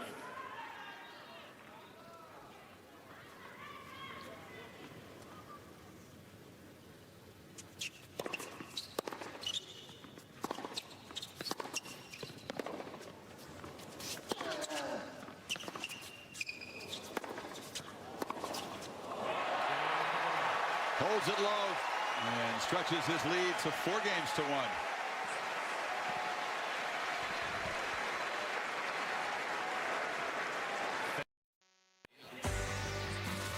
For the big climax of Winter X from Aspen, noon Eastern on ESPN.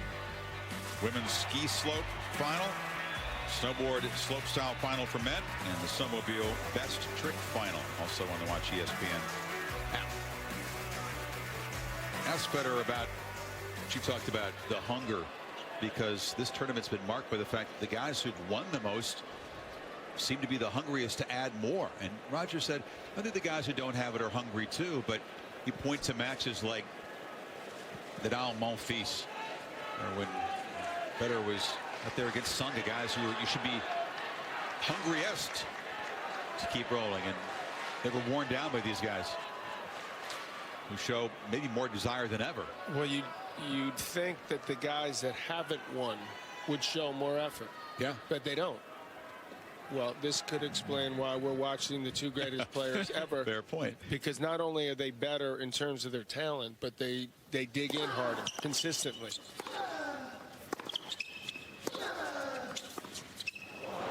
And we certainly know that Djokovic and Murray do that as well. But in the matchups against the guys here who haven't yet tasted a slam victory, it's been the established champions who've won out. Time and time again.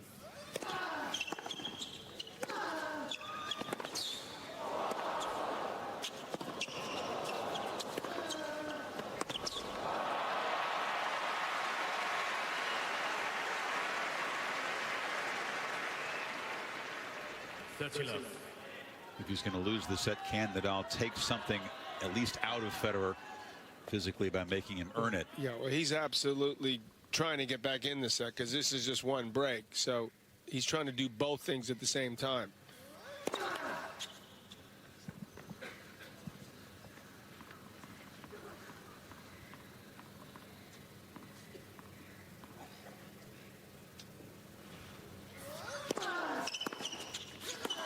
Roger again just stepping in, attacking that serve. He'll get some new balls next game. Rafa's right in front of us, almost has a look in his face like, I cannot believe he continues to time up those returns like that. Better than any matchup head-to-head ever. Certainly off the backhand side, no doubt. Let's for service. I'm amazed it took till he was 35 to do it. Should we give Lubicic a little credit? I mean, because we talked about Moya, what he's brought to the table. Give Ivan some We credit. haven't talked much about Ivan Lubicic. He started with Federer just over a year ago. Of course, was out with him the last 6 months.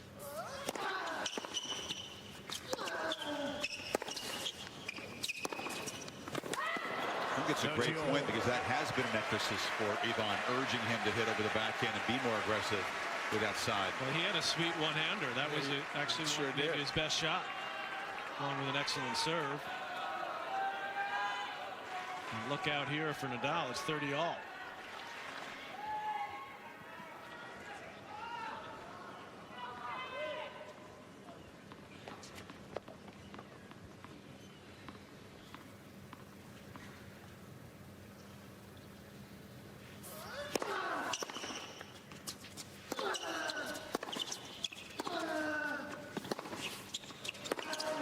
Backhand does it again. Spectacular shot. He really is. I mean, Nadal thought he had him in trouble, and he was the guy who was scrambling. Looks over. Plan C. Yeah, what do you have now, Charlie? Great point for 5-1.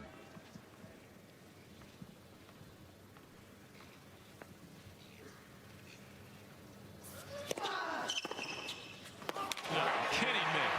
That is amazing.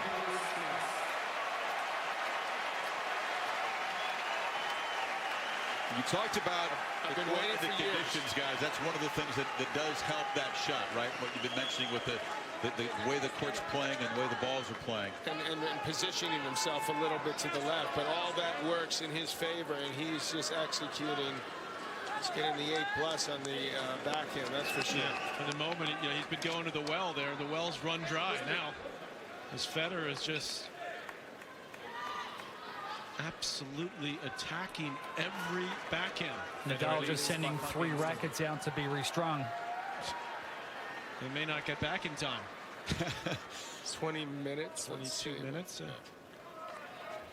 get one of them, at least one. Presumably 2. If he...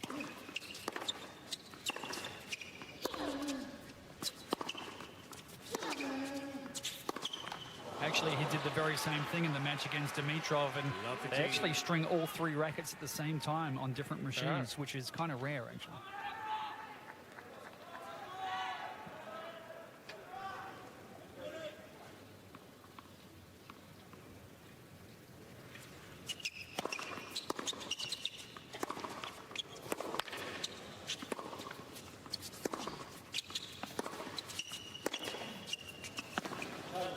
Mr. Federer is Federer stops the point. Is Nadal making a mistake by going with the tried and true plan at the Federer backhand when he's playing it so well?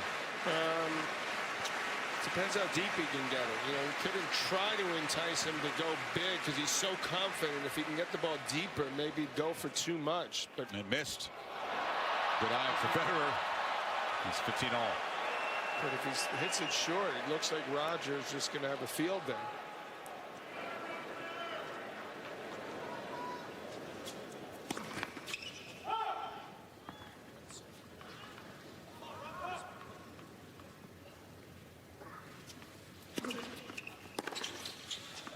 You talked about, John, the serving for Federer in this third set has been phenomenal. Look at the first serve placement in this set. Remember, a bunch of those aces were break point down on the ad Two or court. three of them. Saved him. Yep. First game. He's got 10 aces overall, 6 in this set. It has been more than 6 years since Federer has taken a 6-1 set off of Rafa.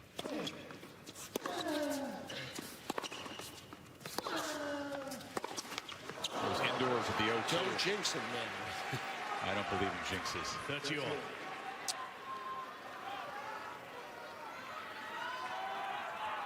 Point is, this is the kind of fairly quick, dominant set that Roger's not been able to enjoy against Rafa very often.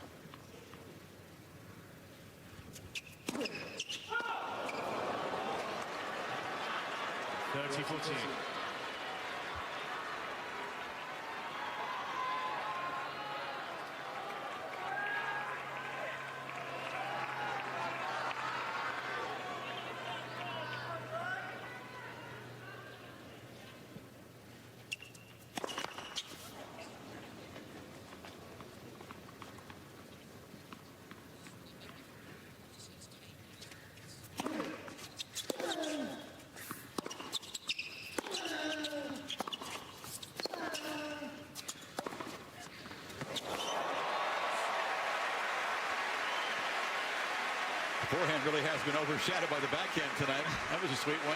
Well, the forehand caused a lot of problems in the second, but he's certainly hitting that much, much better. He's played a fantastic set. As well as he's hit his backhand, and he's hit it awfully well. He's got 17 forehand winners against 4 for the backhand. So that answers your question, Chris, which is a good one. Why not go? Should he go more to the forehand? Problem is, Federer is still way more dangerous off that wing. Set point.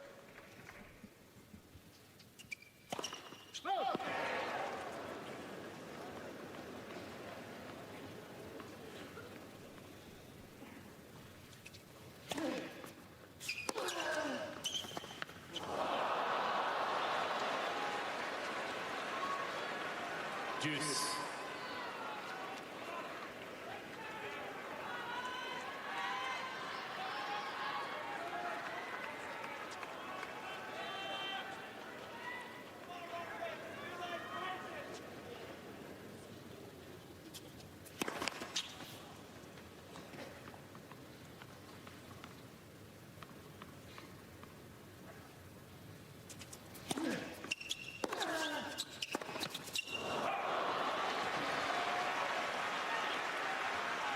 Advantage, Nadal.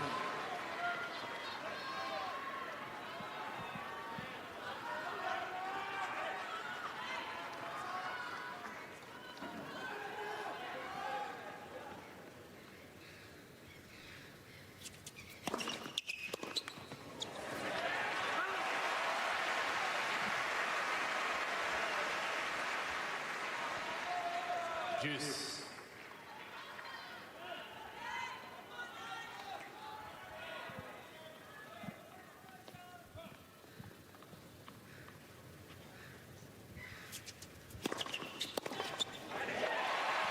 With the whole second set without a single ace, as you guys suggested, has needed desperately to rediscover the big first serve, and has in this third. Set point again.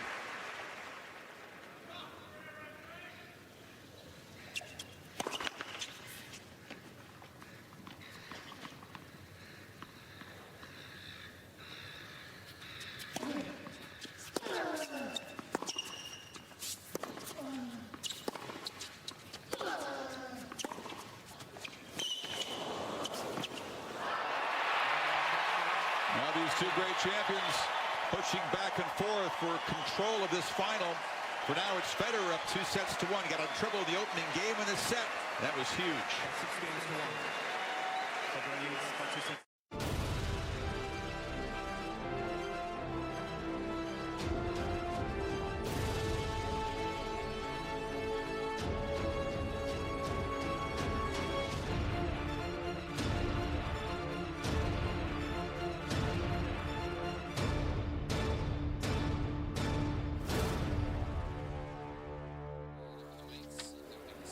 The intensity of these finals, sometimes the crucial moments can come in the opening minutes of a set.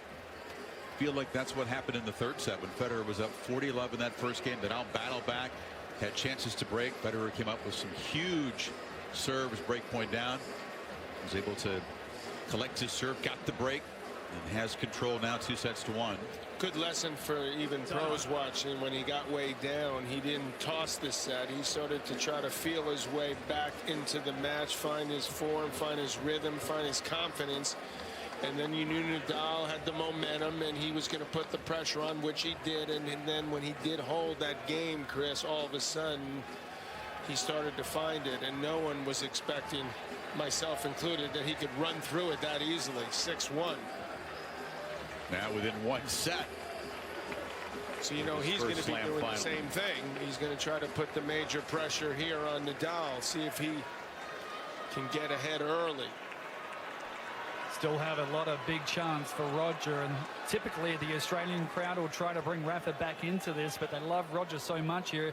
I'm not sure they're going to do it. They played exactly 2 hours. Both guys still look fresh enough, Darren, from your position? Absolutely. Yep, both players look good to me.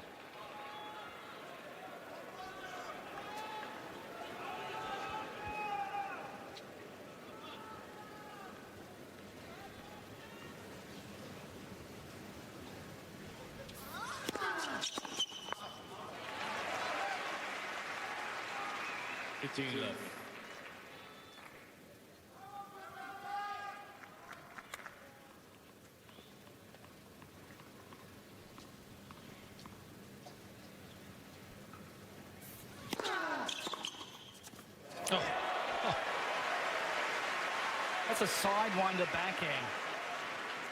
No topspin on that backhand at all. That's sidewinder slice. That might be the best he's ever consistently hit his backhand so far that I've seen. Certainly against Nadal. His court is really helping him there. Time it. And Nadal does not have a bit, you know, the pace of his serve is allowing him time to take a real good swing at it.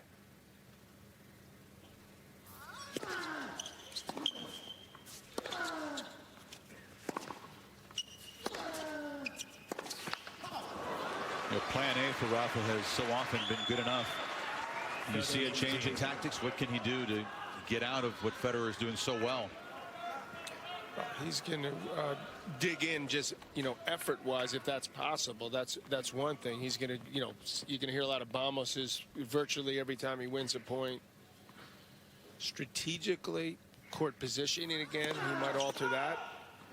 Yeah, the only real change he made was moving way back on the second serve return. I anticipate him moving closer to the baseline off the return. Because that paid off for him in the second set.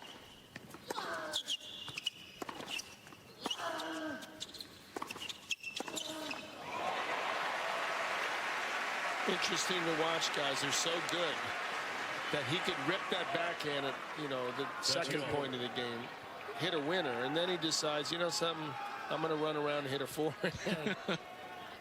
Everything's working. You think, like, why would I do that after I'm hitting my backhand so great? But that worked. Even on a grass court, have you ever seen Rafa this rushed by Federer? I don't recall, no.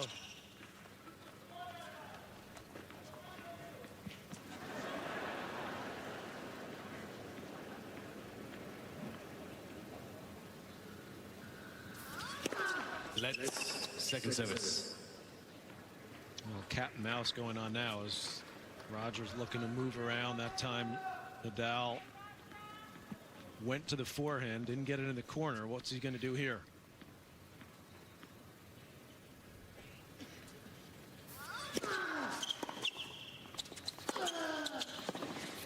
Jammed him. Well, Roger stayed home. Roger decided not to move around it there. 40-13. He just didn't hit the return good enough.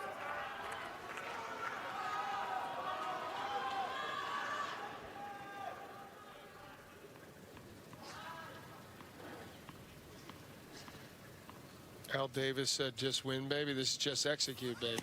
And then you'll win.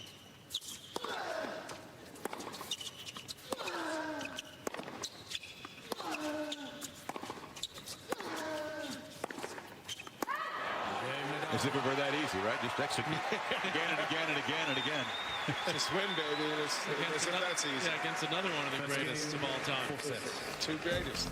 We'll go inside the point, and Federer has been able to attack the forehand wing of Nadal because he's hitting the backhand so darn well. And that backhand crossword here, he runs around it, gets Nadal stretched, and that was a beautiful swing volley. That's a pretty tough shot to pull off, what he did. Another big return off the backhand wing.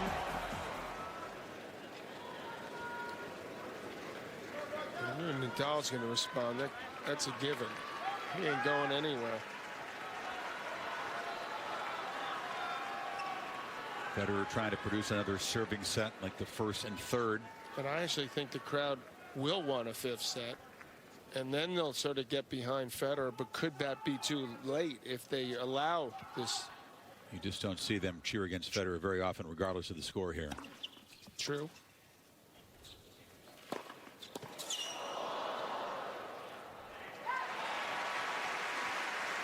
But this man that's about 8 feet from us is the greatest single. You know, I played some great competitors, Connors being one obvious one, but this guy's the greatest competitor I've ever seen. People love that, you know, respect it. Said the other night you can outplay Nadal. People have, but outcompete him. Dimitrov tried, a little bit short. Oh, it was a heck of an effort from Dimitrov. He won a lot of fans. Won a lot of respect in the locker room as well. Many feel like he may have arrived, even though he walked off the loser that night. I hope.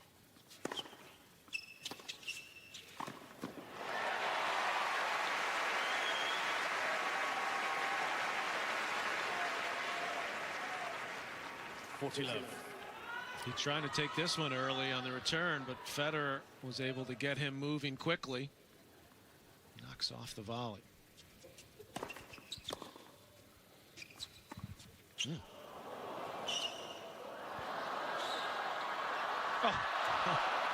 The redrop. If you're going to make me run, I'm going to make you run. 40-15. That's pretty nicely done by Nadal.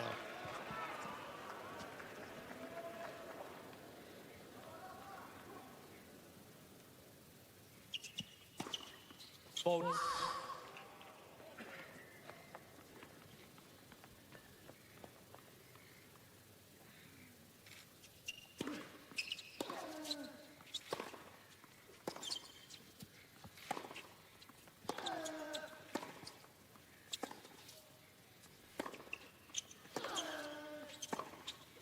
Saves a lot of energy if you don't have to run around that backhand. For Roger. Yeah.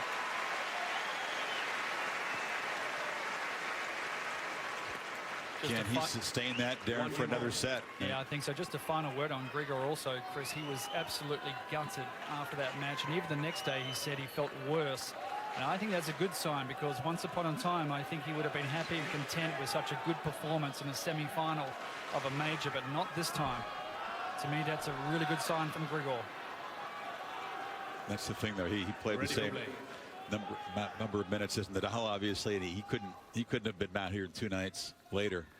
I mean, that's another testament to the resilience, the recovery of these guys.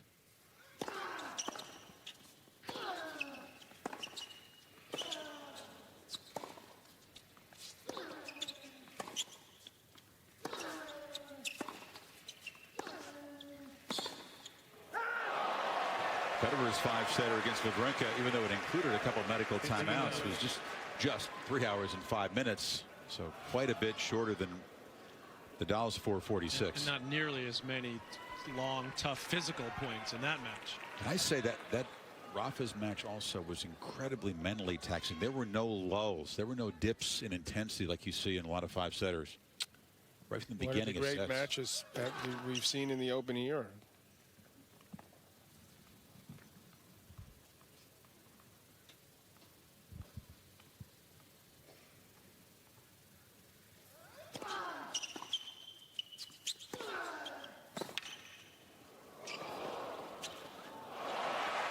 Very nicely done by Nadal, showing some excellent speed to get up to that quickly. Did you ever feel, John, like the mental taxing in a match was as important as the physical, sometimes trying to combat the next round? Oh, especially at the Open when you had to come back the next day, Yeah. you know, play semis and then finals.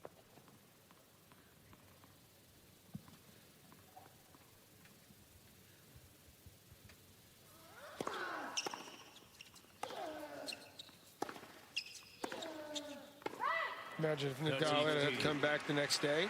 Even he might be struggling. Thank goodness they did away with that. Thankfully. Only took 30 years. Maybe more.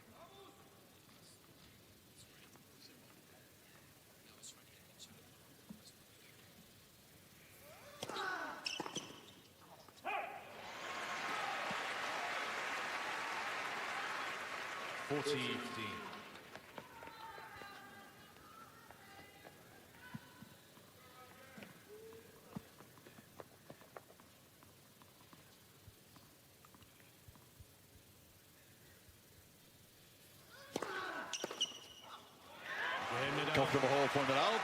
Jumps in front. 2-1 in the fourth. Now leads by 2 games to 1.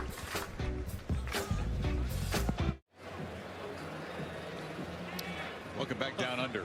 A little bunker Literally here. down under. Yeah. It's a wonderful vantage point. You can't see the far side of the court very well. You use the monitors here for that, but you can certainly see the player in this end of the court and their expressions, their body language. It's a wonderful thing to see.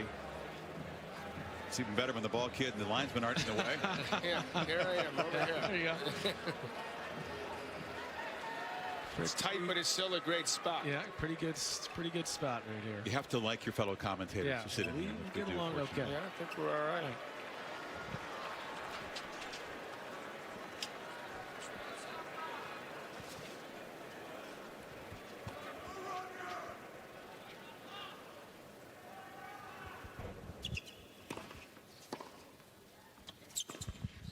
We missed it. Not a bad spot in the Nothing bunker, to- but I wouldn't swap my spot with anyone in the world. I understand. Yeah. Usually we've got a few non-working commentators over Yeah. there in those seats. We do.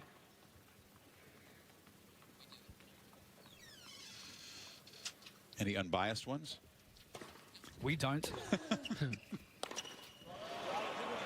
No. Little opening for Rafa here. Federer cannot afford a dip in intensity. A really careless first shot that contributed to the miss there.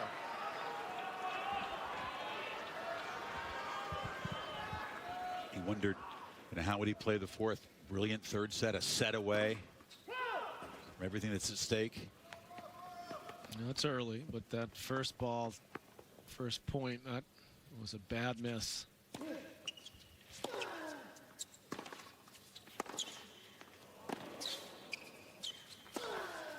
And Nadal aims to make him pay for it. And he'll be happy to take advantage of it. That was a wicked couple of forehands there from Rafa. This one right here caught Federer, who was looking for the one cross court. And look at the footwork to get himself set up. How quickly is he turned this around?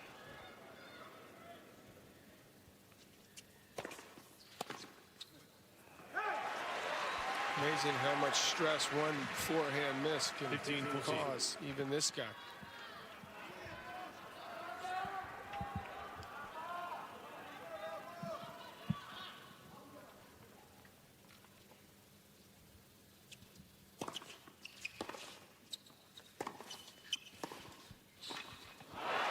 And Nadal breaks. There have been breaks early now in all four of the sets. They haven't had the Nadal leads by 3 sustained games to building 1. attention to a 4-all, 5-all type set yet. And in each case so far, the guy who's got the early break has been able to hold on to it. You still feel like what happened early in that game contributed to what happened at the end, and his balance. He just reached for that. That was a bummer of a game for Federer.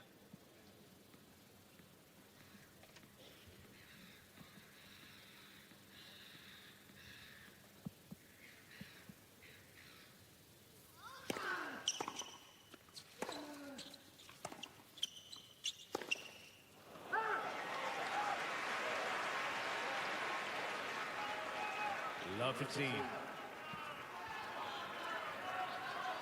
Moya is a calming influence in that camp. He tries to stay positive, which is something that hasn't always been easy for Uncle Tony. So that's one of his other contributions to the team. Didn't look all that calm right there, I have to say. Not after that forehand.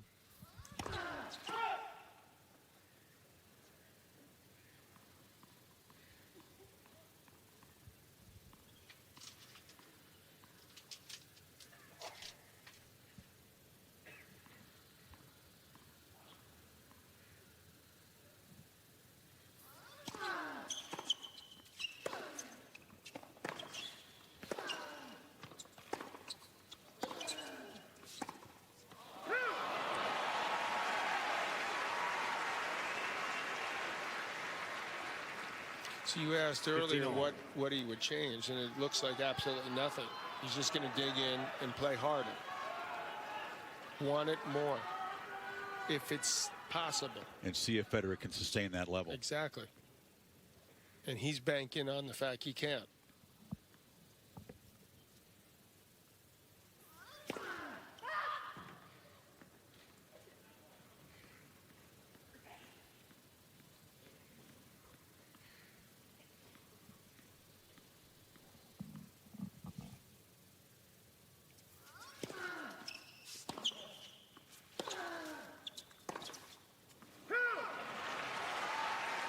And he hasn't so far here. His level is clearly dipped. Seems like a little indecision, John, on the Federer forehand. He's not quite going after it. All since that one miss, right, in the previous game. First point.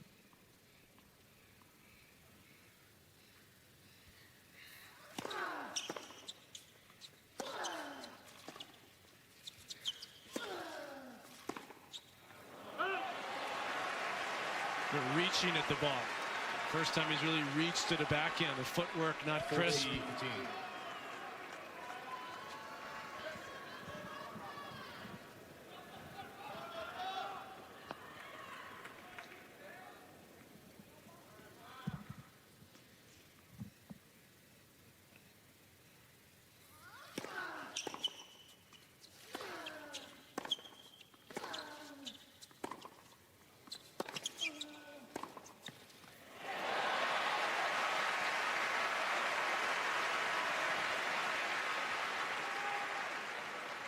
(40-30).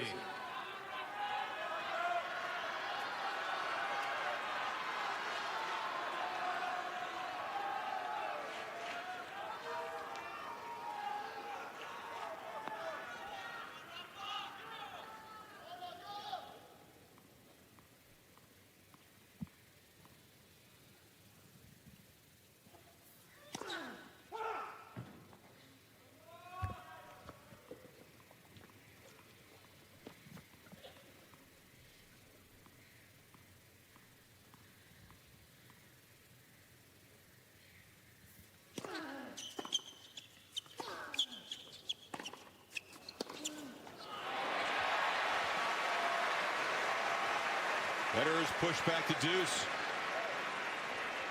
forcing the issue there. I just feel like Federer just plays. I mean, when he's not thinking so much. He's just reacting, hitting shots, and you wonder if he's going to start to think about what all this could mean. Not yet. Not quite yet. He's get to be being more aggressive like he's been these last couple points. Take it to Nadal. Let's for service.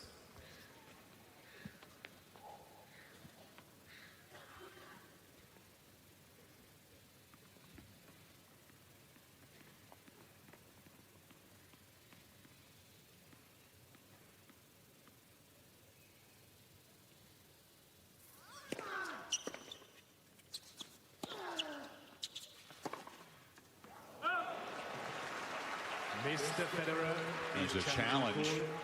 On the right near sideline. The ball scored out. I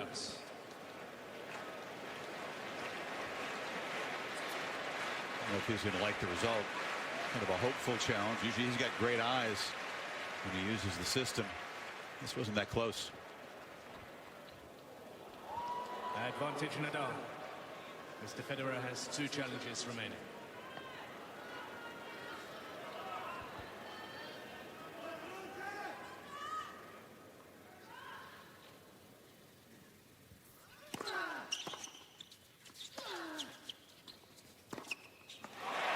Neither guy hitting the ball super clean right now, are they? Pressure slowly but surely Juice. ramping up, and that causes some of this. This is historic, you know, and they're feeling that a little right now. Once in a lifetime, something we never thought we'd see again. They didn't think they'd see again.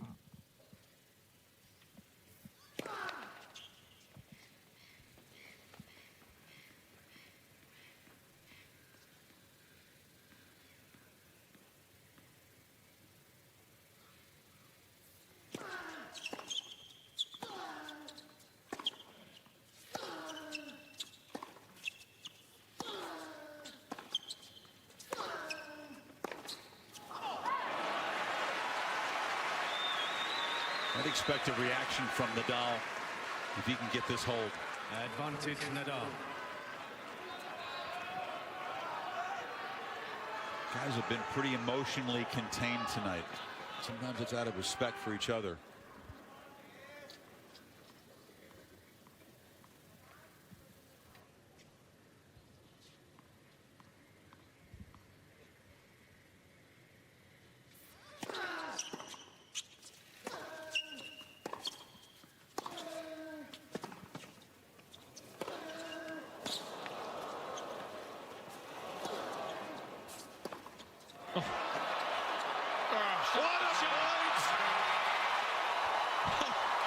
Did he do that? Wizardry from Nadal to close out a tough service game and extend to 4-1 on their feet here.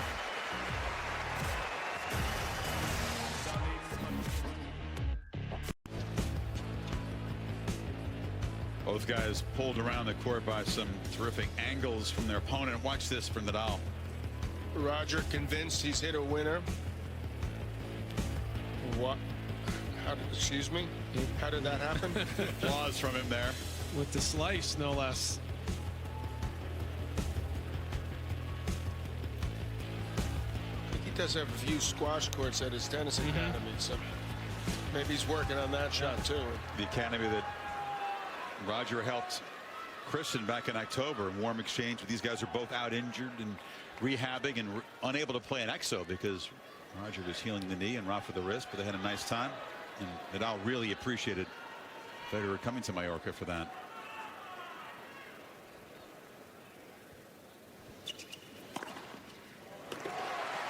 Appreciated that forehand he bricked a couple the last service game. Okay, but there's a real friendship. No, it's really a lot of respect. I would say unique among the top guys at this moment. 30 love. As close as you can be when there's this much competitive tension. They both supported each other a lot in their charitable endeavors, and they go out of the way to help each other when asked.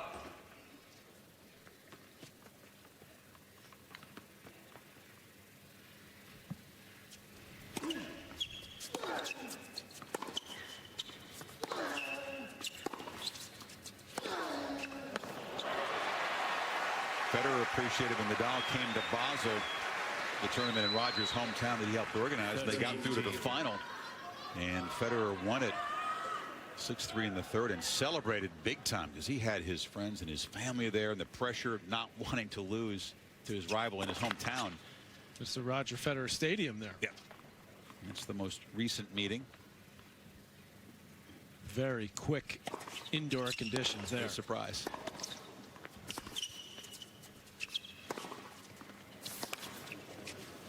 Losing your own stadium. Oh my goodness.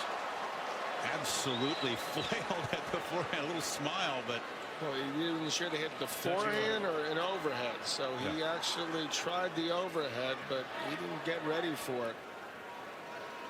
I think he was also thinking that it maybe was going to go out. That's why he took a look behind him to see where he was on the court. He loses this game, and then we're definitely headed to a fifth.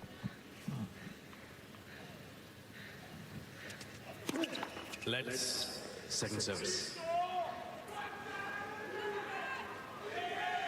Thank you.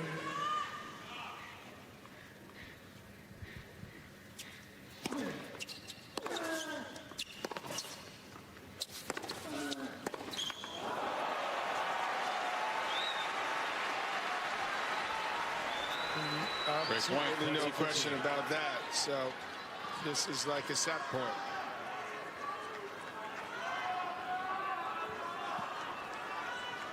Could they trade 6-1 sets?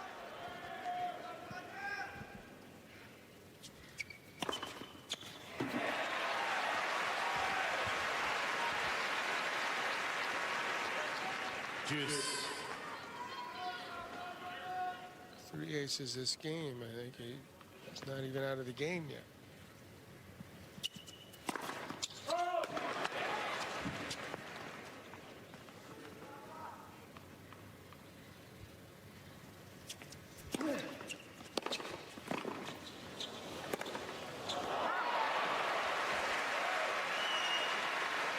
Advantage Federer.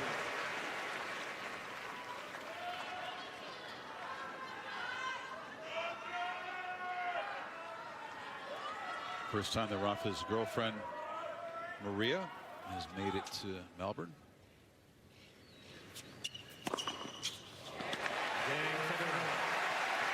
Federer off the ropes in the game.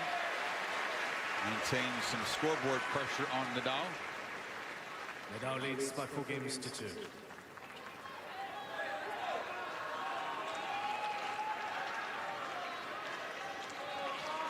Do you think it was just a dip in concentration, or perhaps beginning to contemplate that he's closing in on what would be his sweetest win? Dip in concentration, because he's still pretty far away from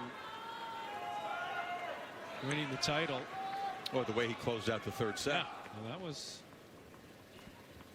pretty impressive, but he dipped just the way Nadal dipped to start the third. Can't think about it that soon. You know, even if you're Federer. You could try not to. 15 left. He did hold the first time, so he was, I don't know, it's just inexplicable, but nerves do nasty things at times. Let's for service.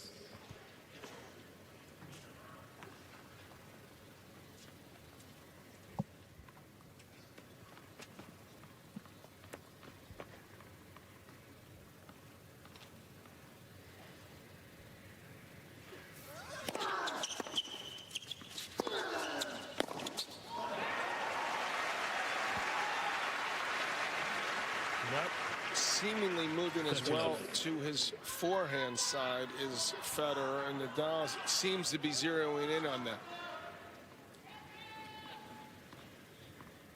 That could be the subtle change that he's making. Go out wide to his forehand more.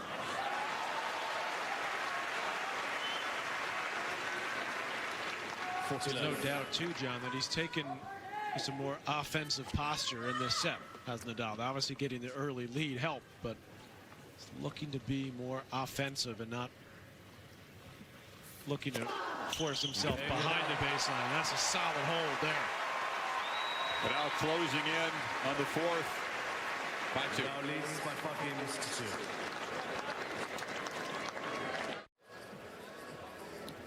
Ask each guy what they thought the highest quality match against the other was. What do you think Federer's answer was? Wimbledon 2008. That was Rafa's answer. The match that he won, the twilight match when he dethroned Federer. 9-7 in the fifth. Yeah, Roger actually picked a loss. The 5-set match right here in 09, the final, when he was beaten 6-2 in the fifth, the last time these guys played a 5-setter. He thought that was the highest quality for shot making of any match they played. I thought he would say the Wimbledon match he lost. 15 left. I was surprised too.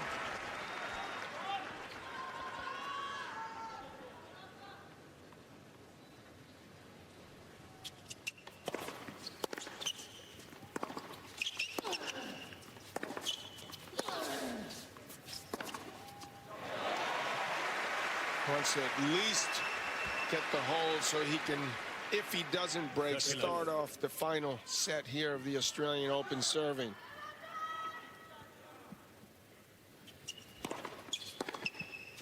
Oh, what a return. Didn't hit his spot. Federer on the serve, and Nadal didn't have to move much, and it's a beautiful angle. Look how short that ball landed.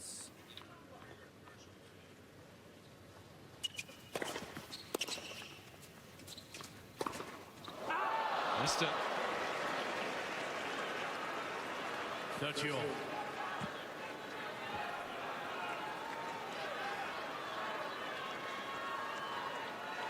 Can't relax in the box for, you know. Not tonight.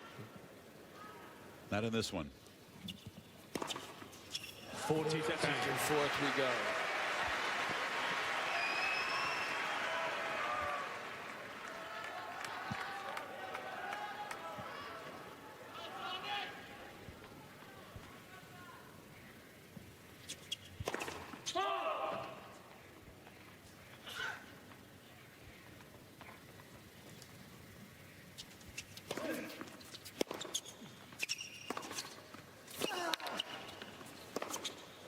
Missed it badly.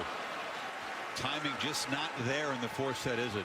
Not the way it was for most of this match.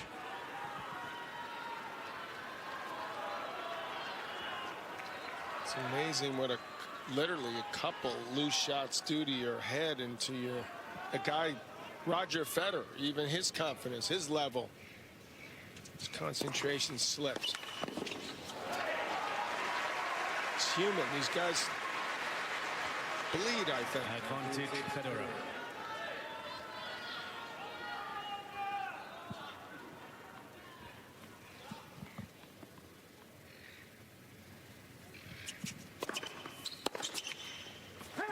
Again Federer. Step one gets the hold.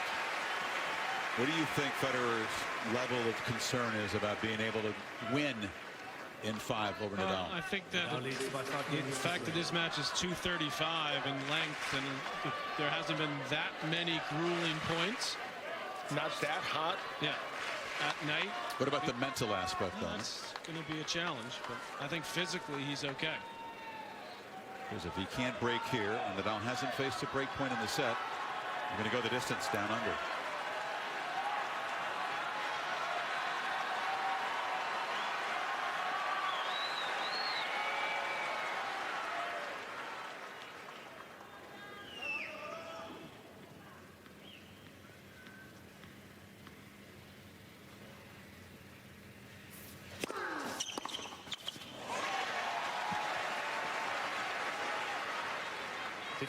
It has been a while, too, since they played a 5-setter, so you would think it was 8 years ago here. Yep. And that was a pretty emphatic Nadal win in the 5th set. It was the match that drove Federer to tears at the trophy presentation.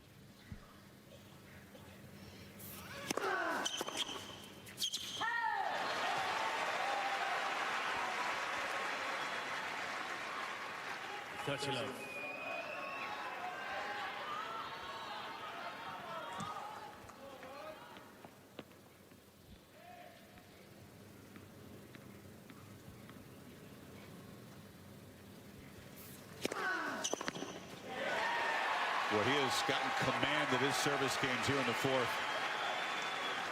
And not a hint of nerve so far closing out. Tired? No, but he does get tight, but no sign of that trying to slam the door on the 4th so far. Faults.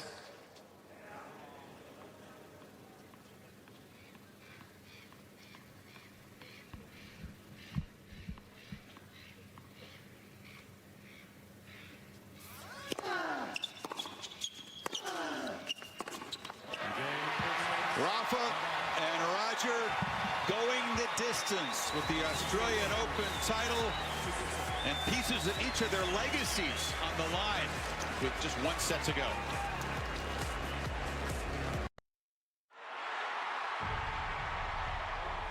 A sustained ovation inside Rod Laver Arena. And the two legends back here to fight for yet another championship. It's a very, very special thing, I think, for both of us to be in the final of a major again. All these achievements have to taste a little sweeter for the passage of time. I think both of us, we would have never thought that we were going to be here. It's real now. It was a really honor to have all these matches against Roger. I have a lot of respect for him. I think he has a lot of respect for me. My expectations always when I am playing tennis are to fight for everything. I guess in the very beginning, you're not quite sure how far is it going to go, how often are you going to be playing, how epic some matches can turn out.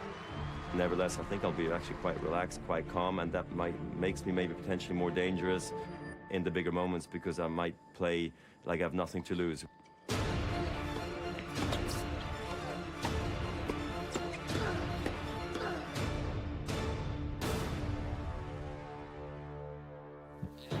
We'll talk about that last sentence that Federer said because it sounds great in theory. We'll see if it can be produced in practice. In the meantime, Federer has left the court just as he did in the semifinal win over Wawrinka after 4 sets. The trainer came out, brief conversation, and he went off to the examination room that's just outside the corridor here. He said that it was an upper leg the other night, aka groin. So we'll see if he's going to have that treated. Nadal left the court briefly, back out with the energy gel and ready for the 5th. If you've had the same injury and you say that you have the same injury a couple days later, are you allowed to get treated for the same length of time? I thought it had to be within the time of the changeover, the 2 minutes, because it's the same injury. Is that right or I believe wrong? the rules allow them a full medical timeout here. Medical timeout, even if it's within the same match, that you couldn't get for the same injury. Yeah. Okay. Well, we've wanted to see these guys play at 5th set, so we'll recap the first 4. Yeah, the first was a very quick start for Federer. Came out and imposed his game plan and took it 6-4. Yeah, it was a textbook first set. It was quick. It lasted just 34 minutes. Second set, though, as we always see with Nadal, he was able to dig in and get that set. Third set to 3. Up the backhands by Federer in the 3rd set. Yeah, surprisingly, it was Federer's backhand, and he really dominated and won it easily after looking like maybe he was in trouble early in the set. And then there was that dip in concentration. Federer missed a forehand early in the 4th. It seemed to set him off. And Nadal with that crazy save to hold serve and maintain the lead. That'll cause you to call the trainer. First serve percentage pretty high for both. Here's something sent to us by Mickey Singh. The rallies that went 5 shots or longer, in the 3rd set, Federer had a 14-7 edge. In the 4th, it was Nadal 11-5 in those longer rallies. So perhaps a bit of the movement coming off for Federer. The reason for the medical timeout, who knows? Well, if he's feeling anything, makes sense to do it, but clearly from a momentum standpoint, and so many people do it, even Roger admitted, as you mentioned earlier in the telecast, Chris, that he did it basically because Stan, the man Wawrinka, had done it, so he was just returning the favor mentally. That's exactly why he's done this right here. This will be the 4th 5-setter in major finals these guys have played. That's the most in the Open era. The only other head-to-head that's featured multiple 5-setters in major finals, John, can you remember what that is? Multiple 5 sets in a major final.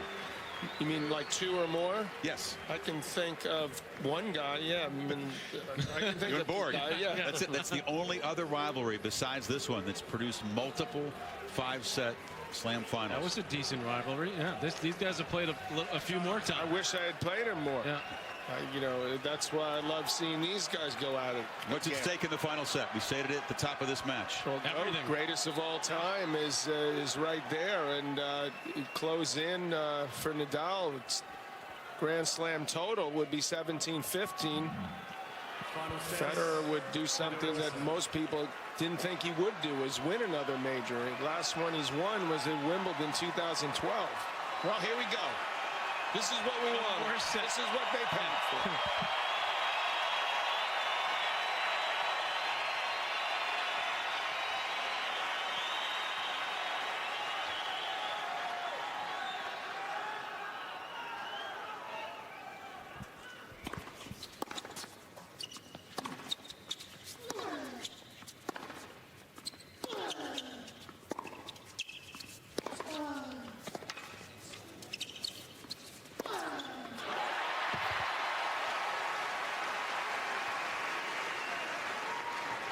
Love fatigue.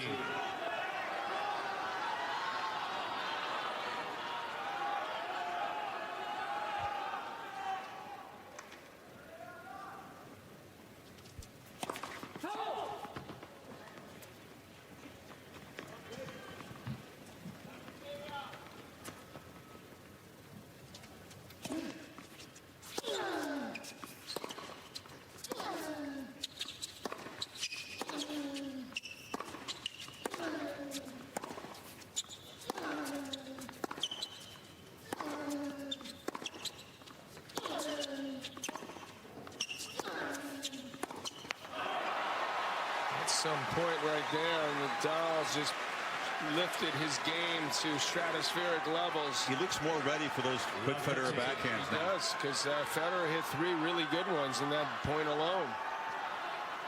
And Federer went to the trainer like, cut me, Mick, like, you know, Rocky, Yeah. like, give me something. You get the feeling that Nadal's just locked in now. He's not going to miss. And Federer's going to have to do something extraordinary to win this set.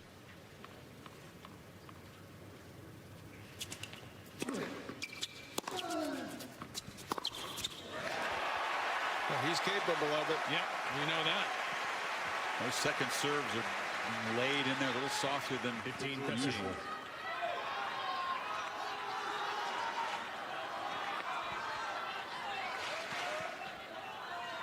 Nothing soft about the forehand, though.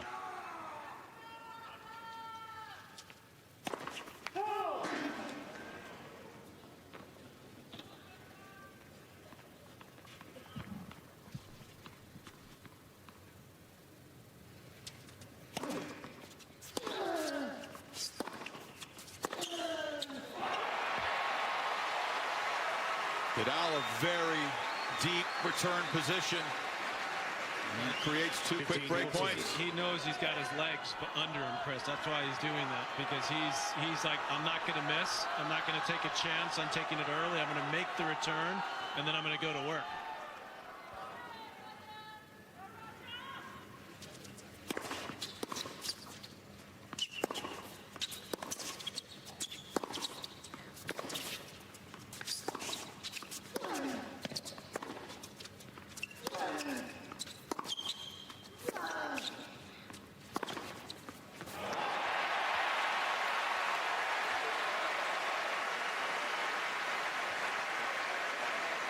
You do get the feeling that these guys are playing even better than we've seen the first 4 sets. We haven't seen them both play great in the same set yet. I think we're seeing it now here early in this 5th.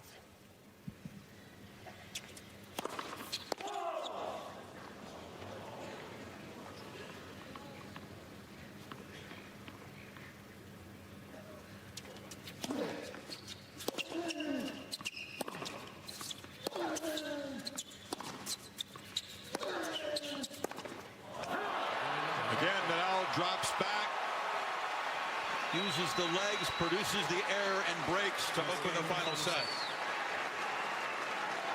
Basically telling Federer that you're going to have to hit a lot of balls and hit winners to win this set. He's not going to give him anything. It's been tried and true strategy for Nadal over the years. You pointed out, Patrick, in these head-to-heads, if it gets deep in a set or deep in a match, the game plan for Nadal is tried and true and requires less margin for error, right? And more margin for error. Federer has to play riskier. I think Federer should, you know, try to think about altering what he's doing now. You know, using a little more slice. You know, he's trying to hit through Nadal, which I think is extremely difficult to do. Does he have Obviously. legs to do that, though? Well, That's the question. that is an excellent question. Maybe he doesn't feel like he's moving well enough to do that. And again, in all 5 sets, the break of serve fairly early in the set. In each case, the man who's broken first has won. Thank you.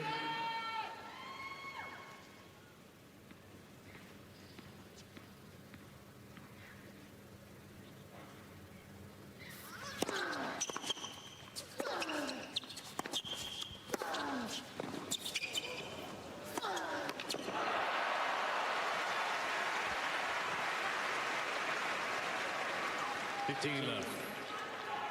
Guy seems to be, and I'm talking about Nadal here, hitting the ball harder than he has the entire I was match. thinking the same thing.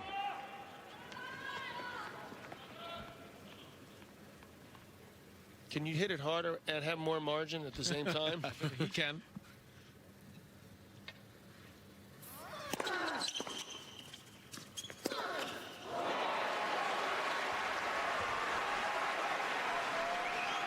First miss of the set. For Rafa. Other points Federer won were on clean winners. That was an effective body serve that got exactly what he wanted there.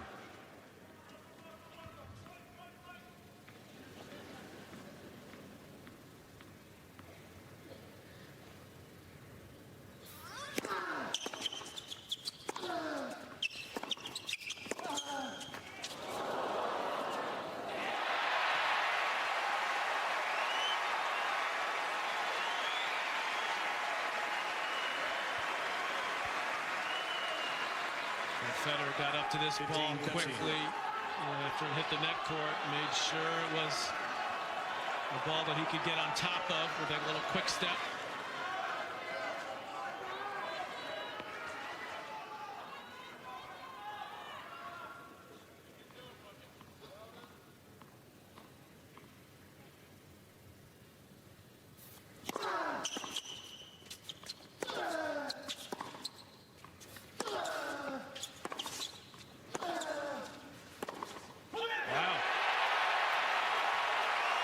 Great points for Federer.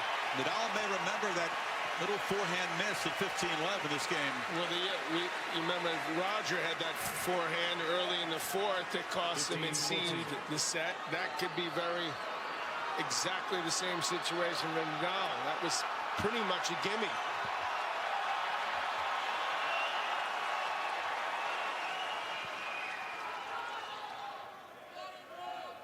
Thank you.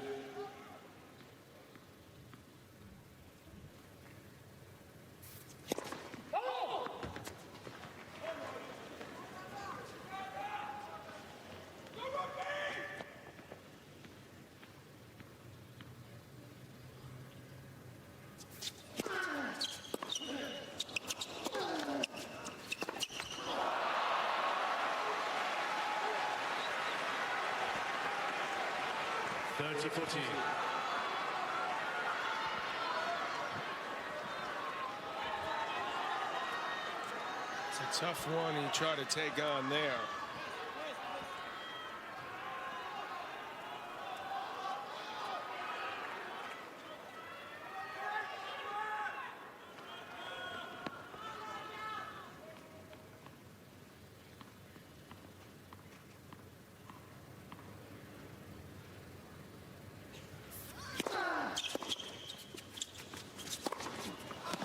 No mistake that time.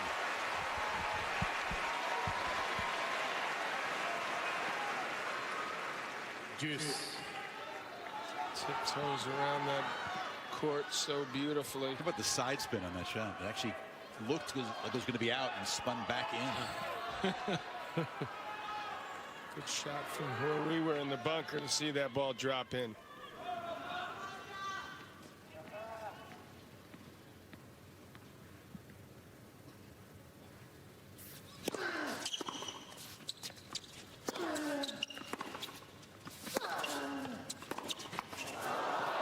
Goes over.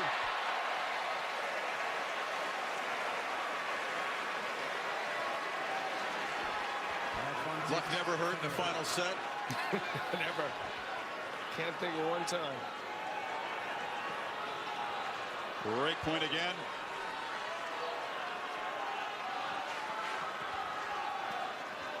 This crowd's going to go crazy if Roger wins this point. Ready for play. Thank you.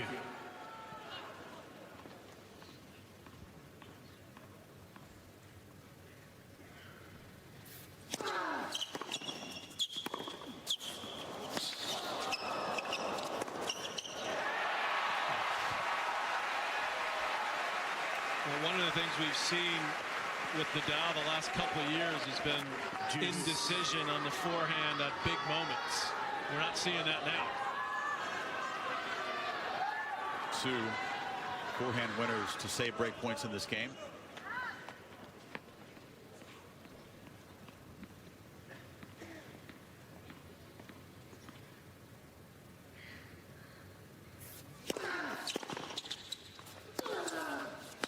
And another. Well, that's for sure. Might have to inflict pain with that shot. All the work in the offseason. I'll tell you, this is getting more and more painful for Federer, because he really believed that he was going to get that break back.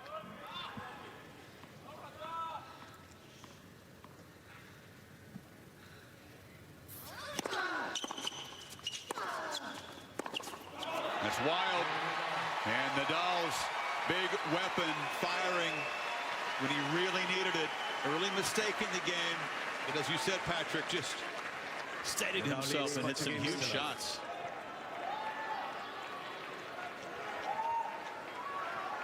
The kind of game that decides Grand Slam titles.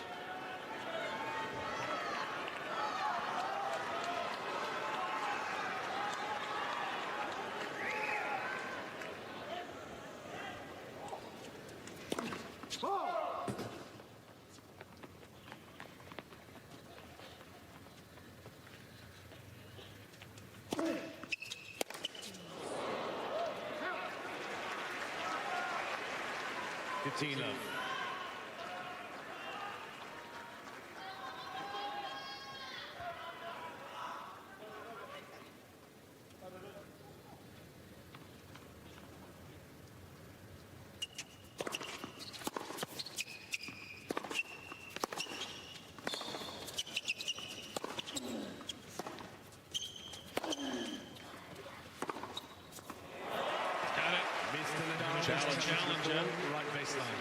The ball scored in.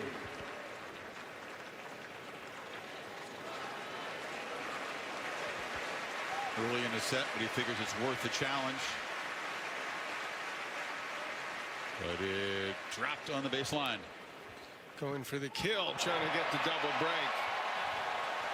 30 love. Mr. Nadal has 2 challenges remaining.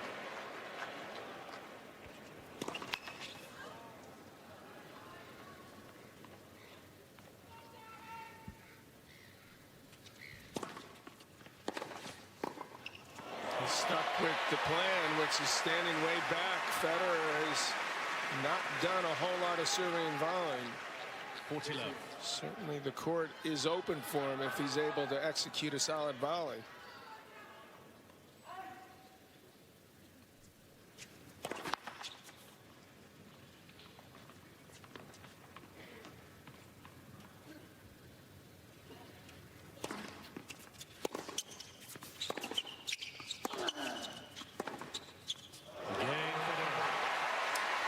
Well, Federer won 3 second serve points in that game. That's been a serious problem area for him in the last couple sets. 2-1 Nadal. Right at the 3-hour mark in this final, the trainer out, Polness again to massage the right thigh of Federer. They had a brief exchange. Courtside mics don't pick it up. But Federer didn't look to be in a very good mood about that development. What, the trainer and the doctor coming out? Or the fact he's down a break in the fifth? All of the above. Yeah. I know he held his last service game to love, but he didn't look to be getting up on that serve at all. The miles per hour on that first serve is way down from what it was. I think so too, Dan. The second serve wasn't too pacey either. Not the guy you want to be hurt against. This guy just played 5 hours on Friday night. We're at the 3-hour mark now in this one.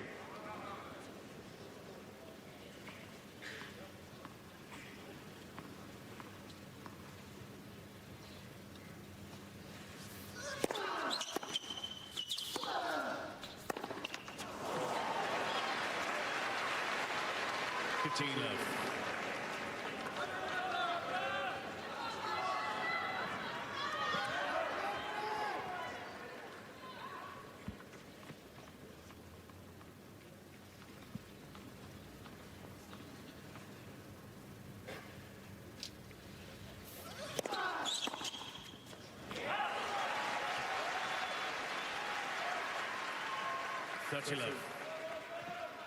And while the MPH has gone down and the efficiency from Federer on his serve, it's gone up for Nadal. He's missed one first serve. That's the second so far in this set. It's early. The way he closed out Dimitrov. Yeah. He had 14 consecutive holds of serve to finish off Dimitrov, and his serving has got better and better in the last set and a half. You had talked about, Patrick, that Federer had been, he was on the court saying, if I need, you know, if I don't play for 4 or 5 months. Right, if I can't walk for 5 months, Well, he better find that. Better find those. Remember what that means, yeah. Because he has to go there now.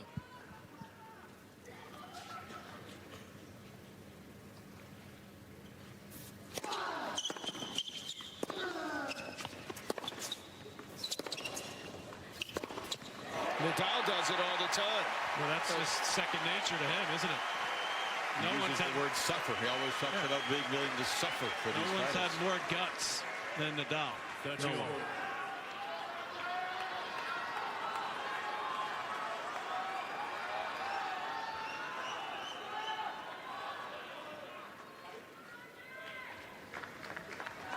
It's been easier for Roger. He's super talented, the most talented guy anyone's ever seen on a court. This guy has worked at it, willed himself, improved his serve. He didn't have a big serve when he was younger. Didn't volley much. A bird made his mark there, right where Rafa is standing. So the ball kid's got to come up and take care of that.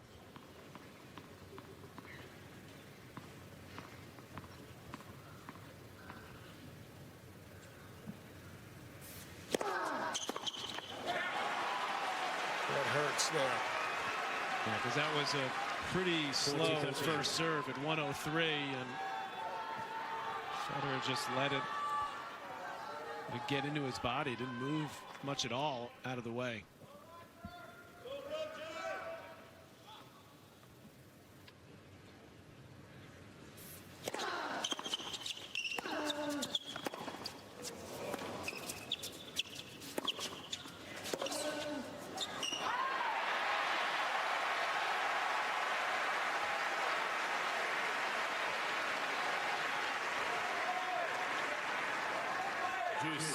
Trying to move his legs, find a way to break back here.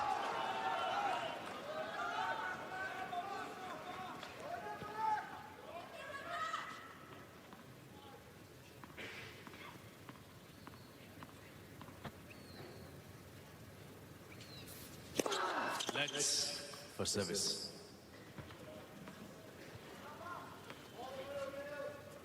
This has become an extremely tall order, obviously, for Roger, because the only way he can possibly win is to break twice. Nadal doesn't have to break it all anymore.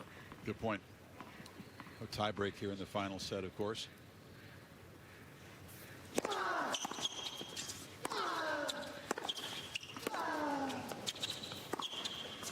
that was excellent footwork there from Federer. Well, if his movement is depleted by that right quad, he's showing plenty of guts right now. Yeah, he sure is, and he's moving really well. Advantage Federer. See, the quick steps allowed him again to get to that ball early so he could take it above waist level. Fourth break point chance in this set. Above waist and below shoulder. Yep.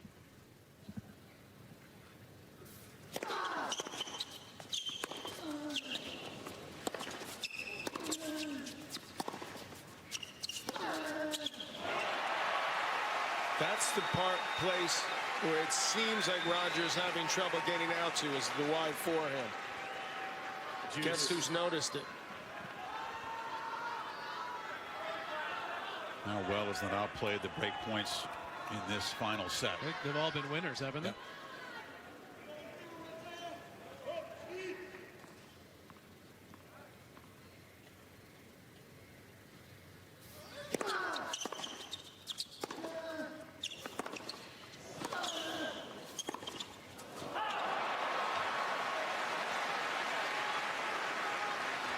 going to come in behind that backhand, sort of ran through it a little.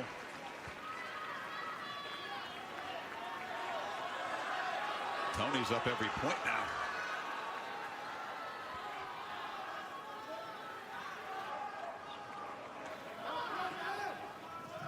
Thank you.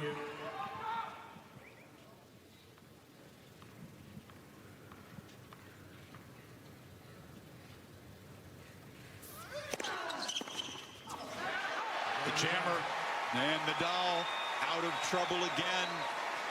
Inches closer to the trophy. 3-1.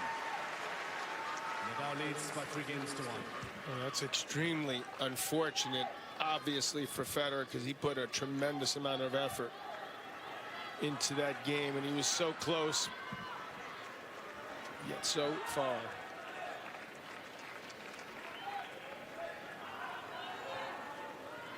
Both of Nadal's service games in this final set have taken 10 points to win.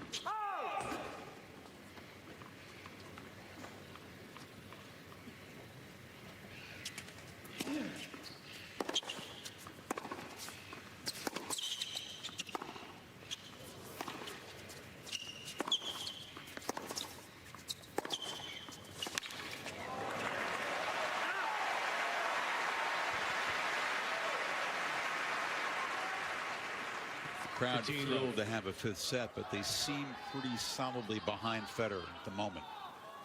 Do you agree, Darren? That would be correct.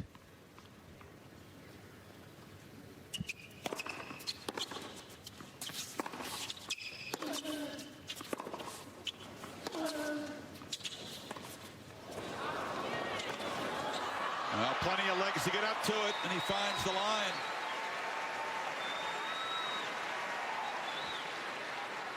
You have to marvel at this guy's recovery and fitness level.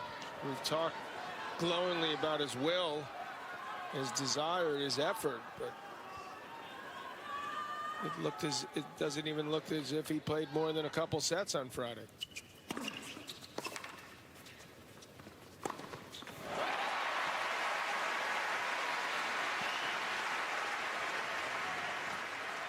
He's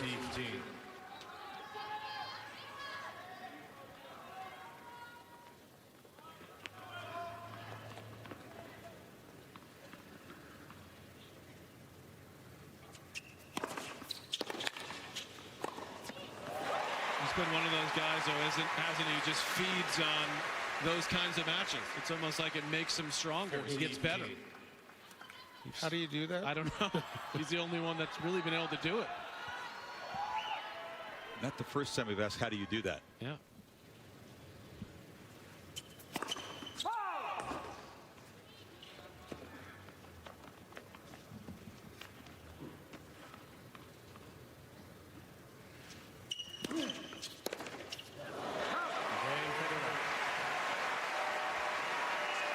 Continues to apply the scoreboard pressure on Nadal, who serves up 3-2. Time for Breakpoint, brought to you by Canada Dry Ginger Ale. Well, this was a break point, one of the break points for Federer early in this 5th set to try to get the break back. That was a tremendous return there from Federer. And look what Nadal does. Defends it right off the bounce and then gets control of the forehand. Then Federer let that one hang a little bit, that forehand. Nadal says, okay, I'll step up on the backhand. I mean, he couldn't have hit a better backhand return, that second break point that we saw there. You just got to hand it to this guy. How do you turn defense like that into offense that fast? We underestimate his ability to take those balls sort of right off the bounce. So we see Federer do it all the time, but he can do it too. Not just do it, but do it well.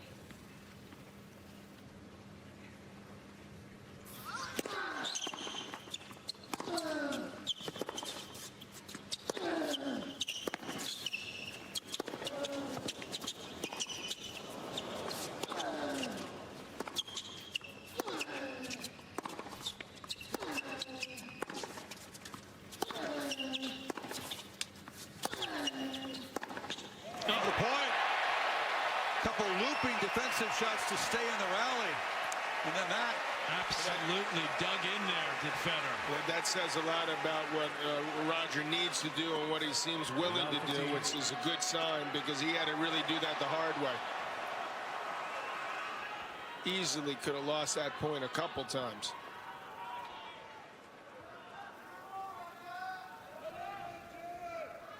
Thank you.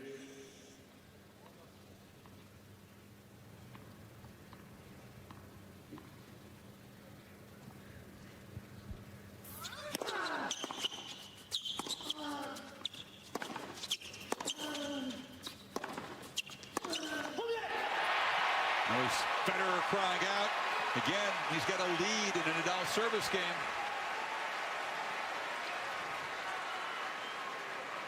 Love 13.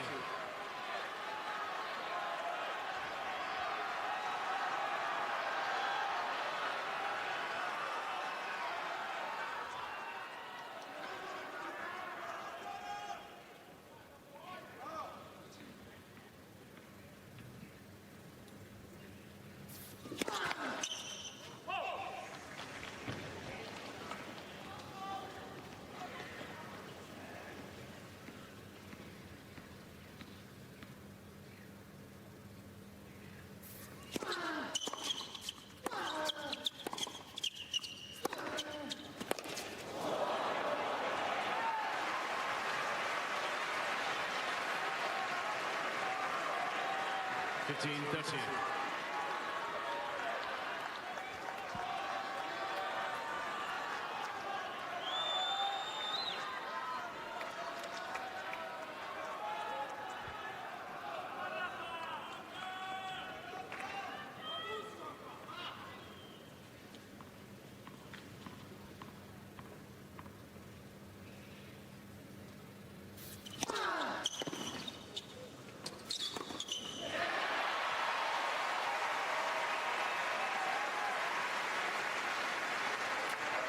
He's made a living off that serve against Roger.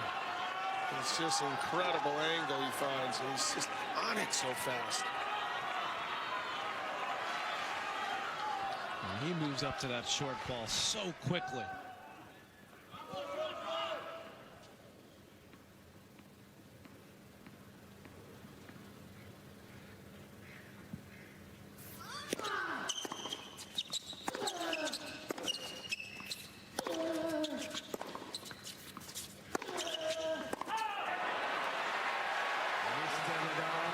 The challenge. This one looked to be long to my eye. Look, he already had one, so that'll be a second one gone. And the forehand letting Rafa down at that point. That was the first shot that he backed off on, really, to me, in this set. It gives Federer a break point. 30-15. Can he grab this one? 0 for 4 so far in the fifth. Mr. Nadal has one challenge remaining.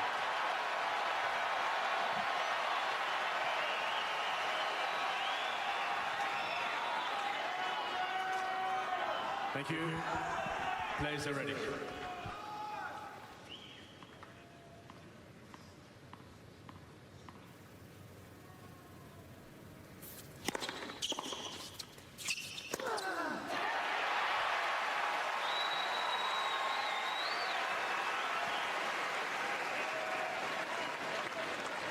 Juice.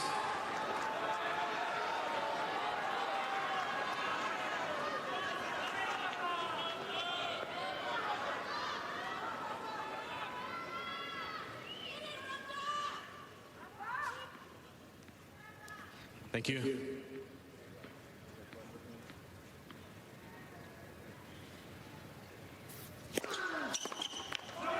I'm not sure if you guys caught that, but Roger just muttering to the chair umpire about the time that he's taking in between points. Well, as Dimitriev's coach, Danny Valverde, was able to get a time violation called in the last match. Nadal has not been hit with one tonight.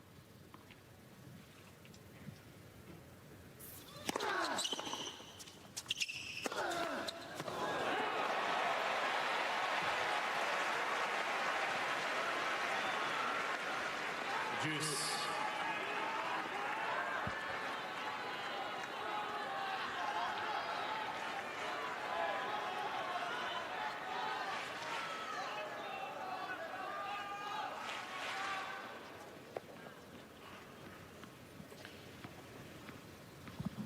Too late to call it now, though.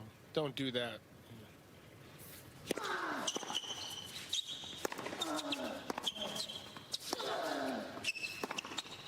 Oh, Let him win that way. what a shot. Big Federer fist pump to his group, which is just off his left shoulder. Another break opportunity. Advantage, Federer.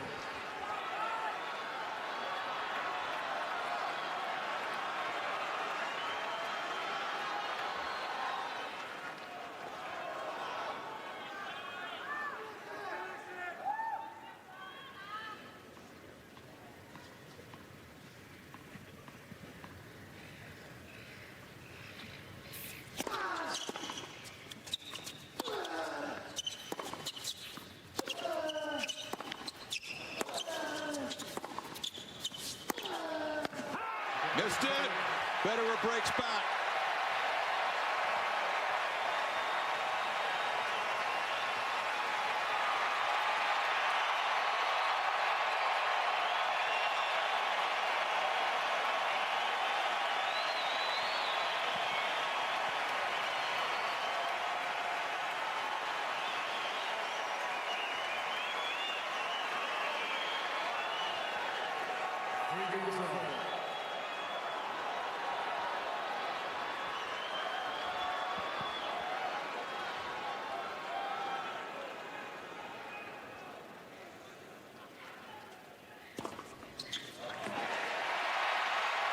He's only down to one challenge, so he's got to really think about it now, Nadal.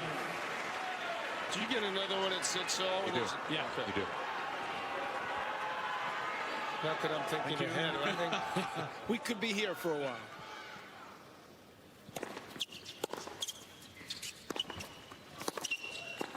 This isn't good enough for you yet, John? It's perfectly amazing.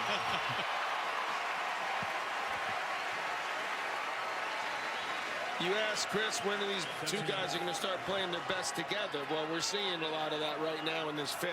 Federer looks re-energized. Sure does.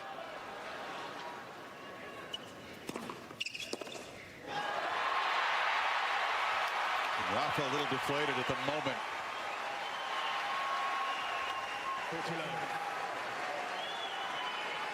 Thank you. Players are ready. Quiet, please.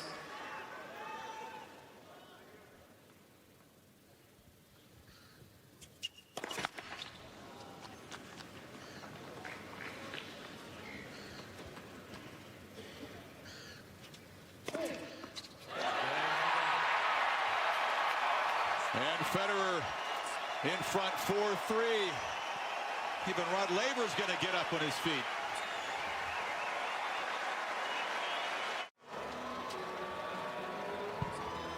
ESPN Courtcast. I'm not sure what it said when Nadal was serving at 3-2 up a break, but right now, Safe to say at least it was reversed, at the very least. it's a lot for Rafa to shake off. His fans do not want to recall the 2012 final when in the fifth set against Djokovic he was up a break and let it slip away. That was 4-2 in that match. In this case, 3-2. 61-43. It's going up as we speak. Got to recover right now if you're Rafa. You got to Still give on serve. 104% to Still win. on serve here. Thank you. No breaks in the fifth. I mean, no tie breaks. Players are ready. Thank you.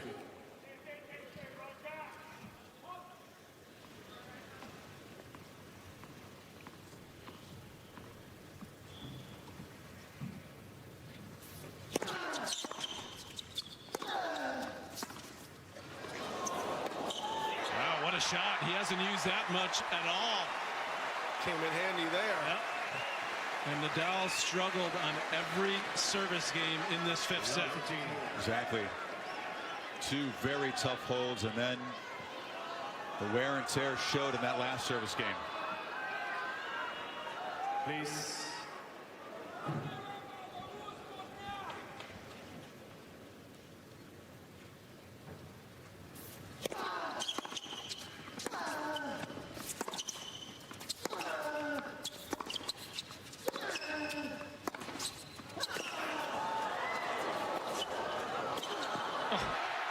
Federer is flying around the court again now.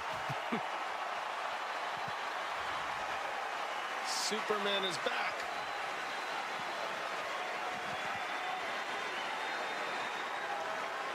Love 13.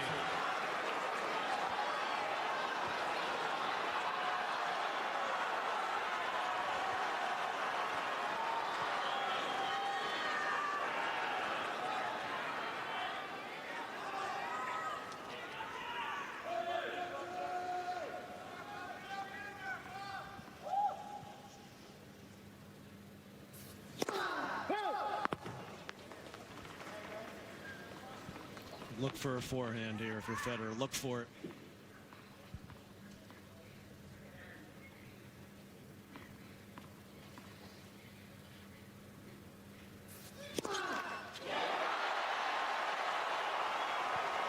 And maybe Nadal was looking for it.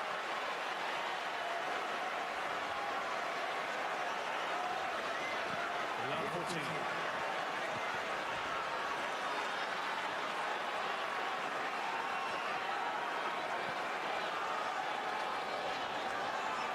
Thank you.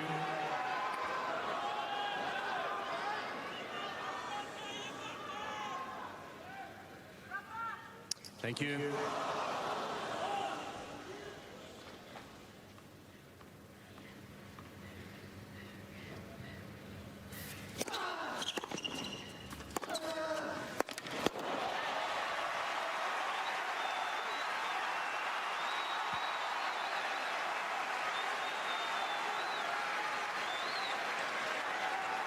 Fifteen, 14.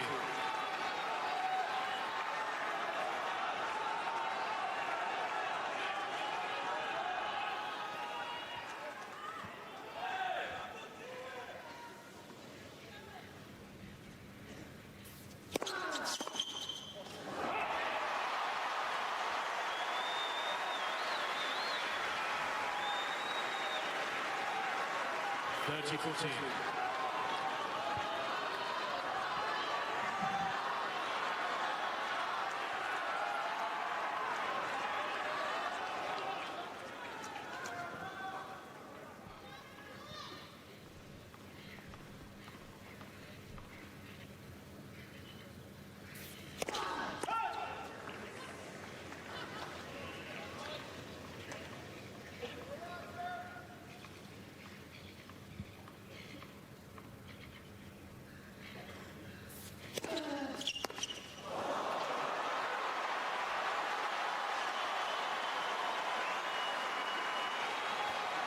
That may have been the first time, Chris, where he was really thinking about winning the 18th. And it got to him a little bit.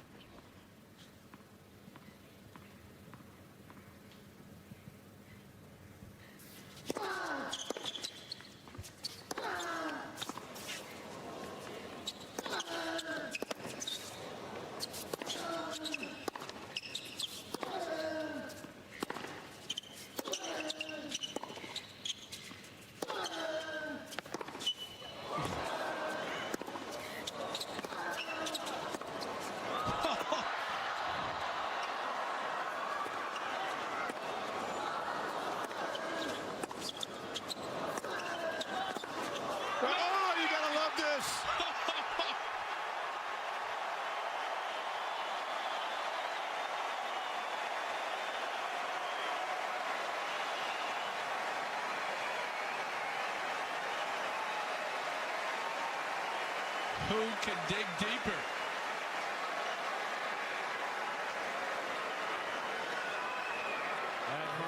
The match's longest rally has gotten Federer another great chance to serve for the championship.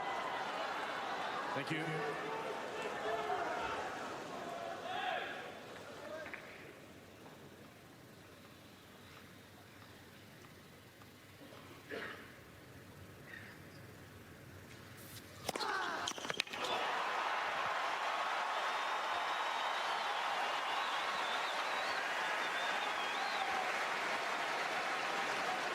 deuce.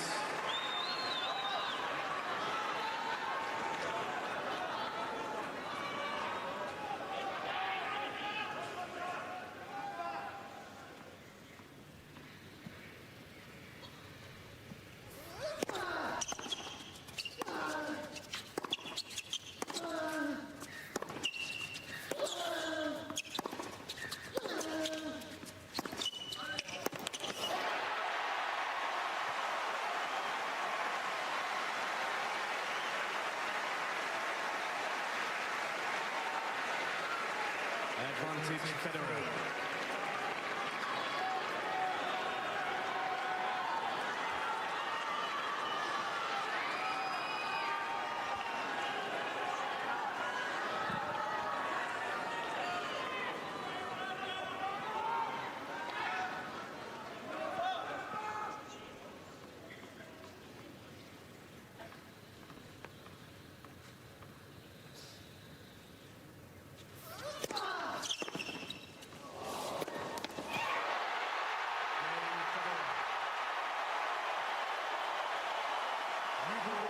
Federer digging deeper than he's ever had to. Yep. And now within one hold of serve of his 5th Australian Open, his 18th major title, perhaps cementing his status as the greatest of all time.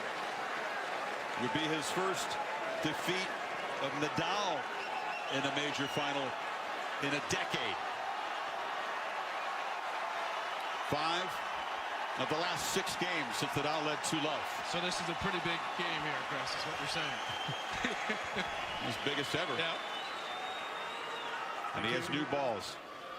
Nice bonus.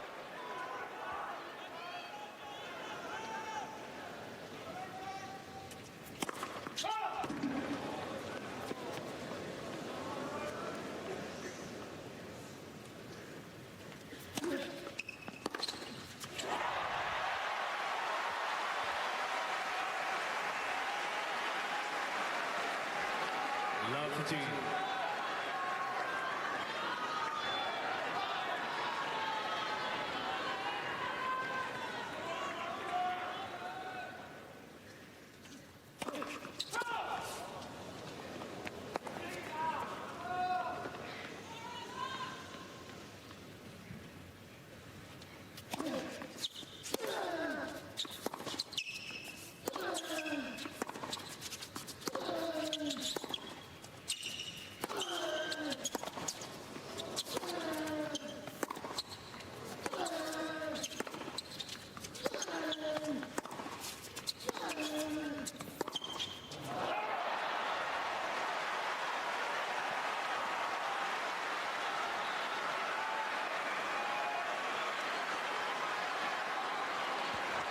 Love the team. We didn't think he was going to go down easy, did we?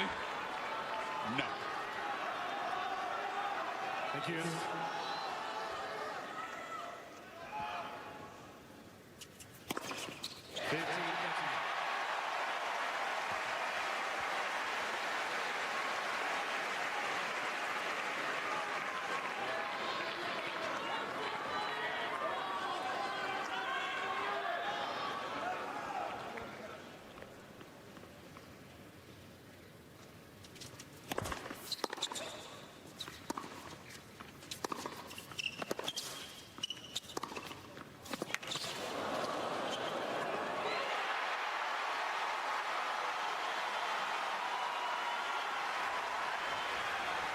We should have known it probably wouldn't end here. 2 break points to Nadal. How can this guy even possibly dig deeper?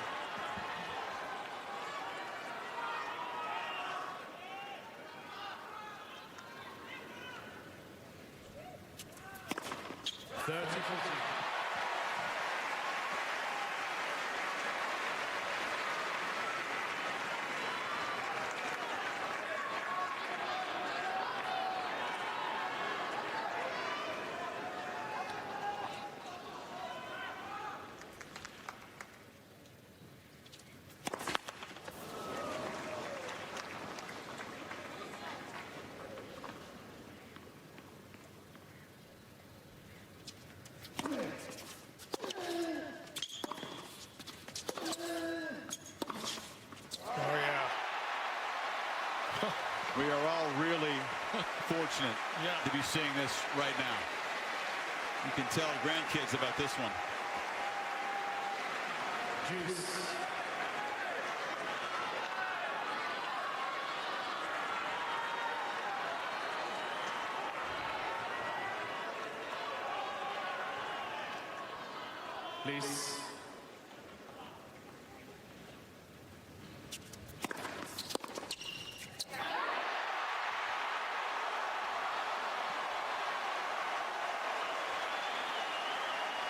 Championship point. Advantage Federer.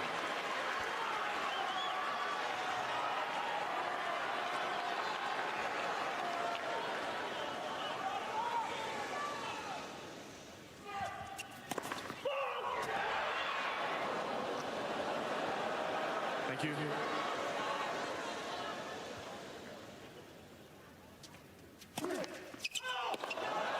Mr. Federer is challenging the call on the service line. The ball scored out. This has a chance to be good. It dipped down.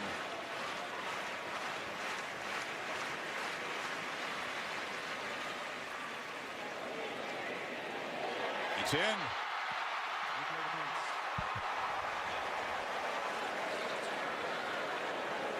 Advantage Federer. It's a first serve. It's another first serve here.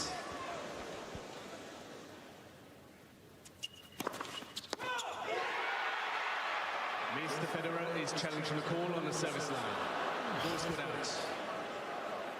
Well, if the call was correct, it could be championship, because Nadal did not have a play on it. It might have been influenced by the call, but it missed. Second service.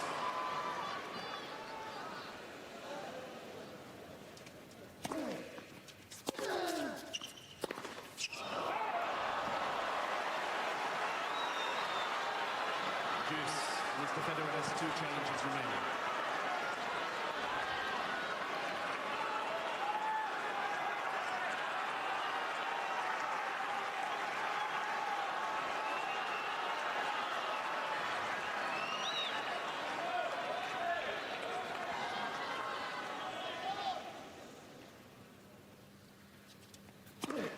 Advantage Federer.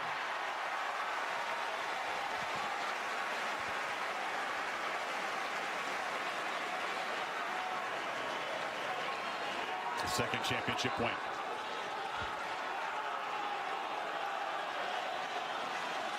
Thank you.